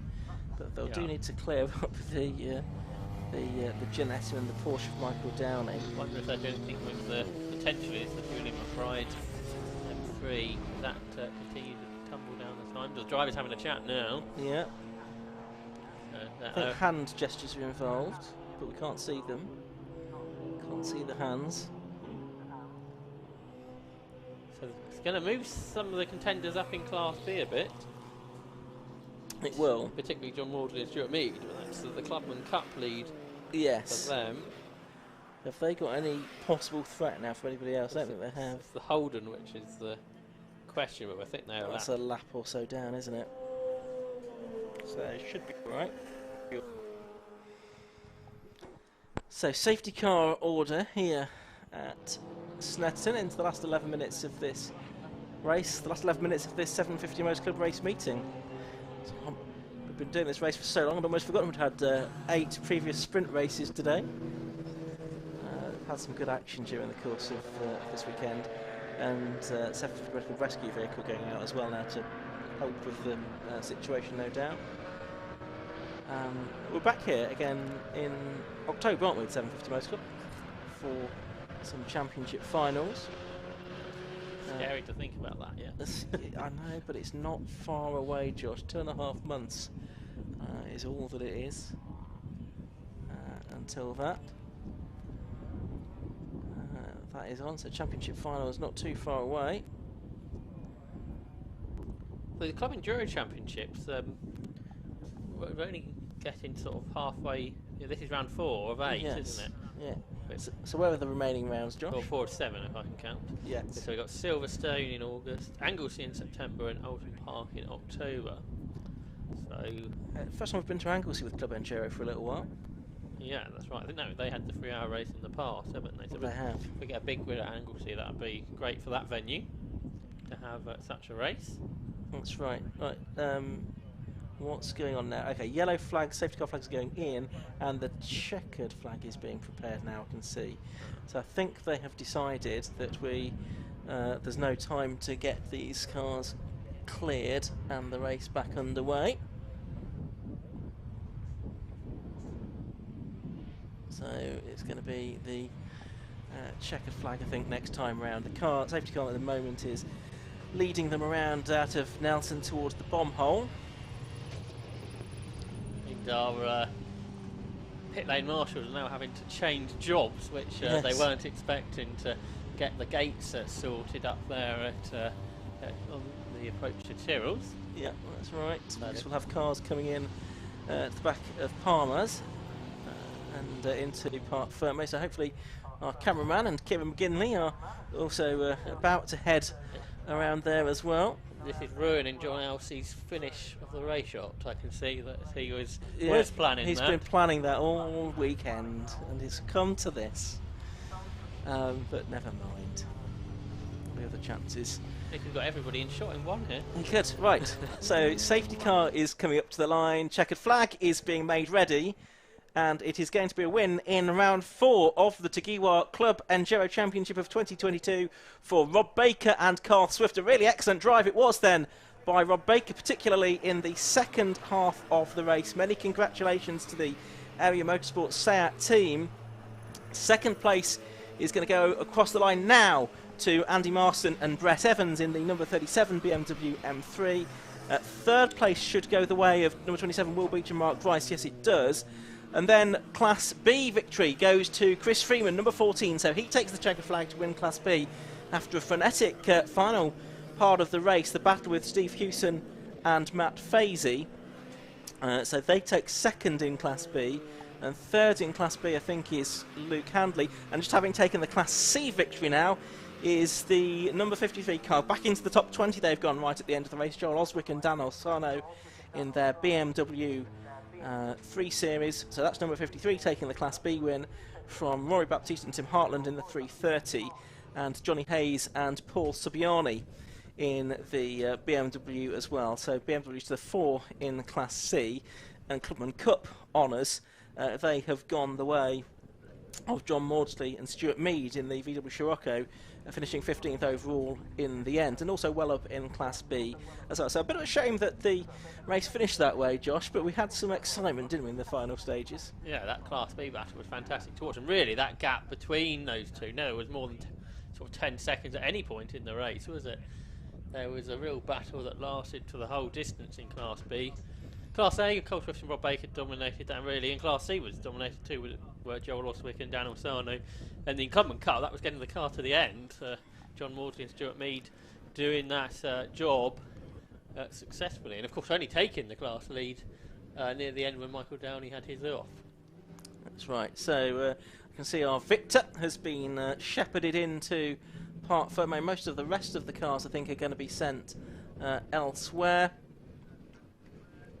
Certainly, probably the top 3 in each class are going to go into Parc Fermé for their post-race scrutiny and check. So hopefully we'll get our a word with certainly our overall race winner and potentially class winners as well from the TEGIWA Club Enduro Championship. A reminder that there's more live streaming action from the 750 Motors Club next weekend. That's at Donington Park, a full day of live streaming action on the Saturday. On the Sunday there's coverage of the BMW Car Club Summerfest event, which features racing as well from the BMW Car Club Racing Championship, the Ultimate BMW Race and the 116 Trophy. As I mentioned earlier on, 750 Motor Club are back here again at Snetterton in October for Championship Finals weekend, but plenty more action before then. You can find all of the details of that on the 750 Motor Club website, 750mc.co.uk. Josh, some final thoughts for you on what's been an entertaining weekend's racing? Yeah, it has, and the weather that we were promised today didn't come quite as we expected it, did it? It dried out pretty quickly, and yeah, we had some interesting and good races and big grids, and good to see a 3-hour race, a longer race there with the Club Enduro, and again, a really mixed pack of cars. It's just a fantastic grid, isn't it? The cars look fantastic, and it was pretty reliable as well, isn't it? There's a lot of cars still queuing up to get back into the paddock. Yeah, they are indeed. I think just trying to work out who's needs to be scrutinised and who doesn't. It looks like we've certainly got our overall winner and our class winners as well are down there. So I can see Kevin McGinley busy shepherding the drivers, or doing his best to get them up to position for a post-race interview in just a few moments' time. But we'll hear from Kieran in just a second. A chance to say thanks to all of the marshals here this weekend. Thank you all for your efforts. It's been a bit of a mixed day today, weather-wise, and a reasonably busy day for you all as well. Plenty to deal with during the course of the weekend. So many thanks to all of the marshals here at Snetterton. Really indebted to you for your support. And thanks also to all of the other officials of the 750 Motor Club as well. Timekeepers, scrutineers, race admin, those that work in the clerk of the course office, as well, and anyone else that I've forgotten about. Many thanks to all of you for all of your efforts here at Snetterton this weekend. Again, absolutely invaluable to have your help and support as well. Thanks for Josh, for you joining me once again here in the commentary box. Look forward to working with you again very soon indeed.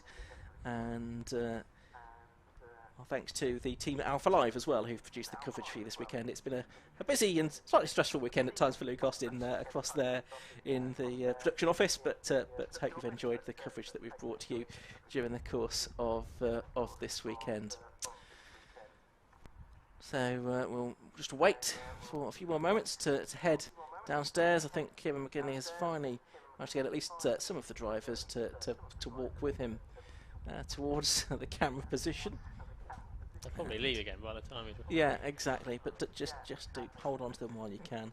There's the number 8 car that's being recovered. That's the Ginetta G40, the Flying Tangerine racing car, which is less tangerine than the previous Mazda that they raced together, although it does have some orange elements to it. I don't know if they plan to go full orange with that at some point. Maybe if they need to replace some body panels, that might be a good opportunity to do so. I think the Tangerine was more Matthew Tidmarsh's thing, It wasn't wasn't it? it? This is Chris Webber's That's car. right. Yeah, well, they need to work out between them. I'm not sure you can call your car a Flying Tangerine racing car if it's blue. Anyway, we'll ponder that. Look forward to more Club Enduro racing at Silverstone next month as well, on the international circuit there for that one. And lots more racing to come here at Snetterton, of course, over the coming months as well, including the Keep Classic racing. They're here next Saturday, aren't they? I think it's just a one-day meeting here on Saturday, and Kieran's back for that. And talking of Kieran, we can go down to him now for the final time this weekend. So from Josh and I, it's good night, and we'll leave you in the capable hands of Kieran McGinley. Good night. Conclusion of the 3-hour-long race. I'm here with one of the drivers of the overall winners, the number 1, Rob Baker. Rob, you and Carl have managed to get this car home. Didn't quite get his fastest lap from last year, but still a valiant effort. Yeah, it was good to be back in the car on a UK circuit. My first time back this year was at Spa in that car, even though I've raced it 2 previous years. And yeah, did quite a long time, or it felt like a long time. yeah, car was brilliant. Team did a great job with the stops, and happy to bring home the win for us. Yeah, absolutely. And I mean, talk us through it, because it was quite a fractured race, quite a few safety cars as well.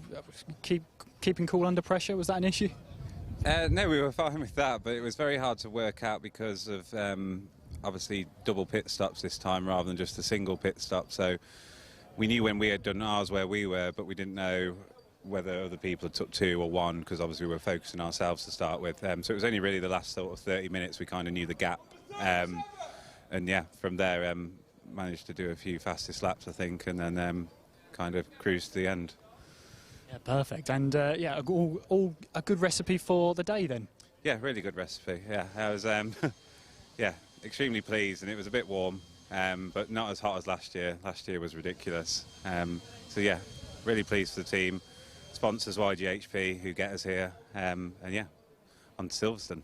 On to Silverstone, and we'll see you there. Rob, congratulations on the class victory, and go and celebrate with your team. Thank you. Cheers. And let's have a look at our Class B or Class C, depending on who we come across first. I think we can come across Class B first, because that is going to be Chris Freeman. Let's see if we can just jump in and have a chat with him. Chris Freeman, winner of Class B. Chris, talk to us about that race. 3 hours on your own. That's quite a feat.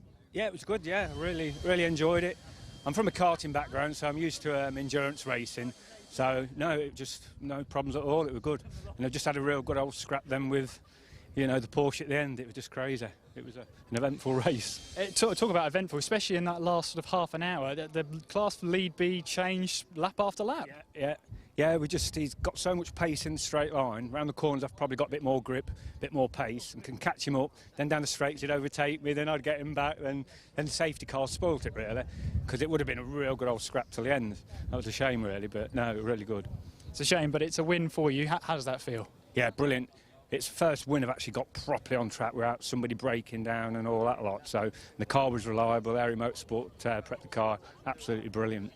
Well, Chris, congratulations. Go and celebrate with your team on that class victory. Will do. Thanks a lot. And let's have a look at our Class C. I believe I saw Joel Oswick around here somewhere, but oh, Joel, there he is. There he is. Joel, congratulations. Class C winner. How do you feel? Good. It was a good race. The first stint we did pretty well. Made up some time. So then Dan jumped in the car, did a really good job, and I just had to bring it home. Yeah, absolutely. You've got your team behind you here as well. How important have they been today? Oh, they've been brilliant. All of them, Jay, Jack, Lee, Fabian, my parents, everyone has been brilliant.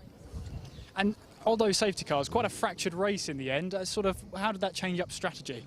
Not too bad, to be honest. We just pitted when the safety car was, so we didn't lose too much time. But overall, yeah, it didn't really affect us too much. Good stuff. And I'm guessing we'll see you at some point at Silverstone, maybe. Of course, yeah. Here? Yeah. Hopefully. Well, let's find out. We'll have to put a pin on that one. But Joel, it's been a pleasure talking to you. Congratulations on your class victory. Thank you very much. And with that, then that wraps up proceedings for today. Hopefully, you've enjoyed the coverage today, and we have got more racing action for you next week at Donington Park as part of the BMW Car Club 50th anniversary. Hopefully, you can join us from then. From us here at Trackside, we just want to say a big thank you to the marshals, to the recovery crews, the medics, the scrutineers, all the officials here today. Without them, we simply cannot go racing, so a huge thank you to them all. And a huge thank you to you for watching as well. We'll see you again next time. Until then, take care of yourself, and we'll see you soon.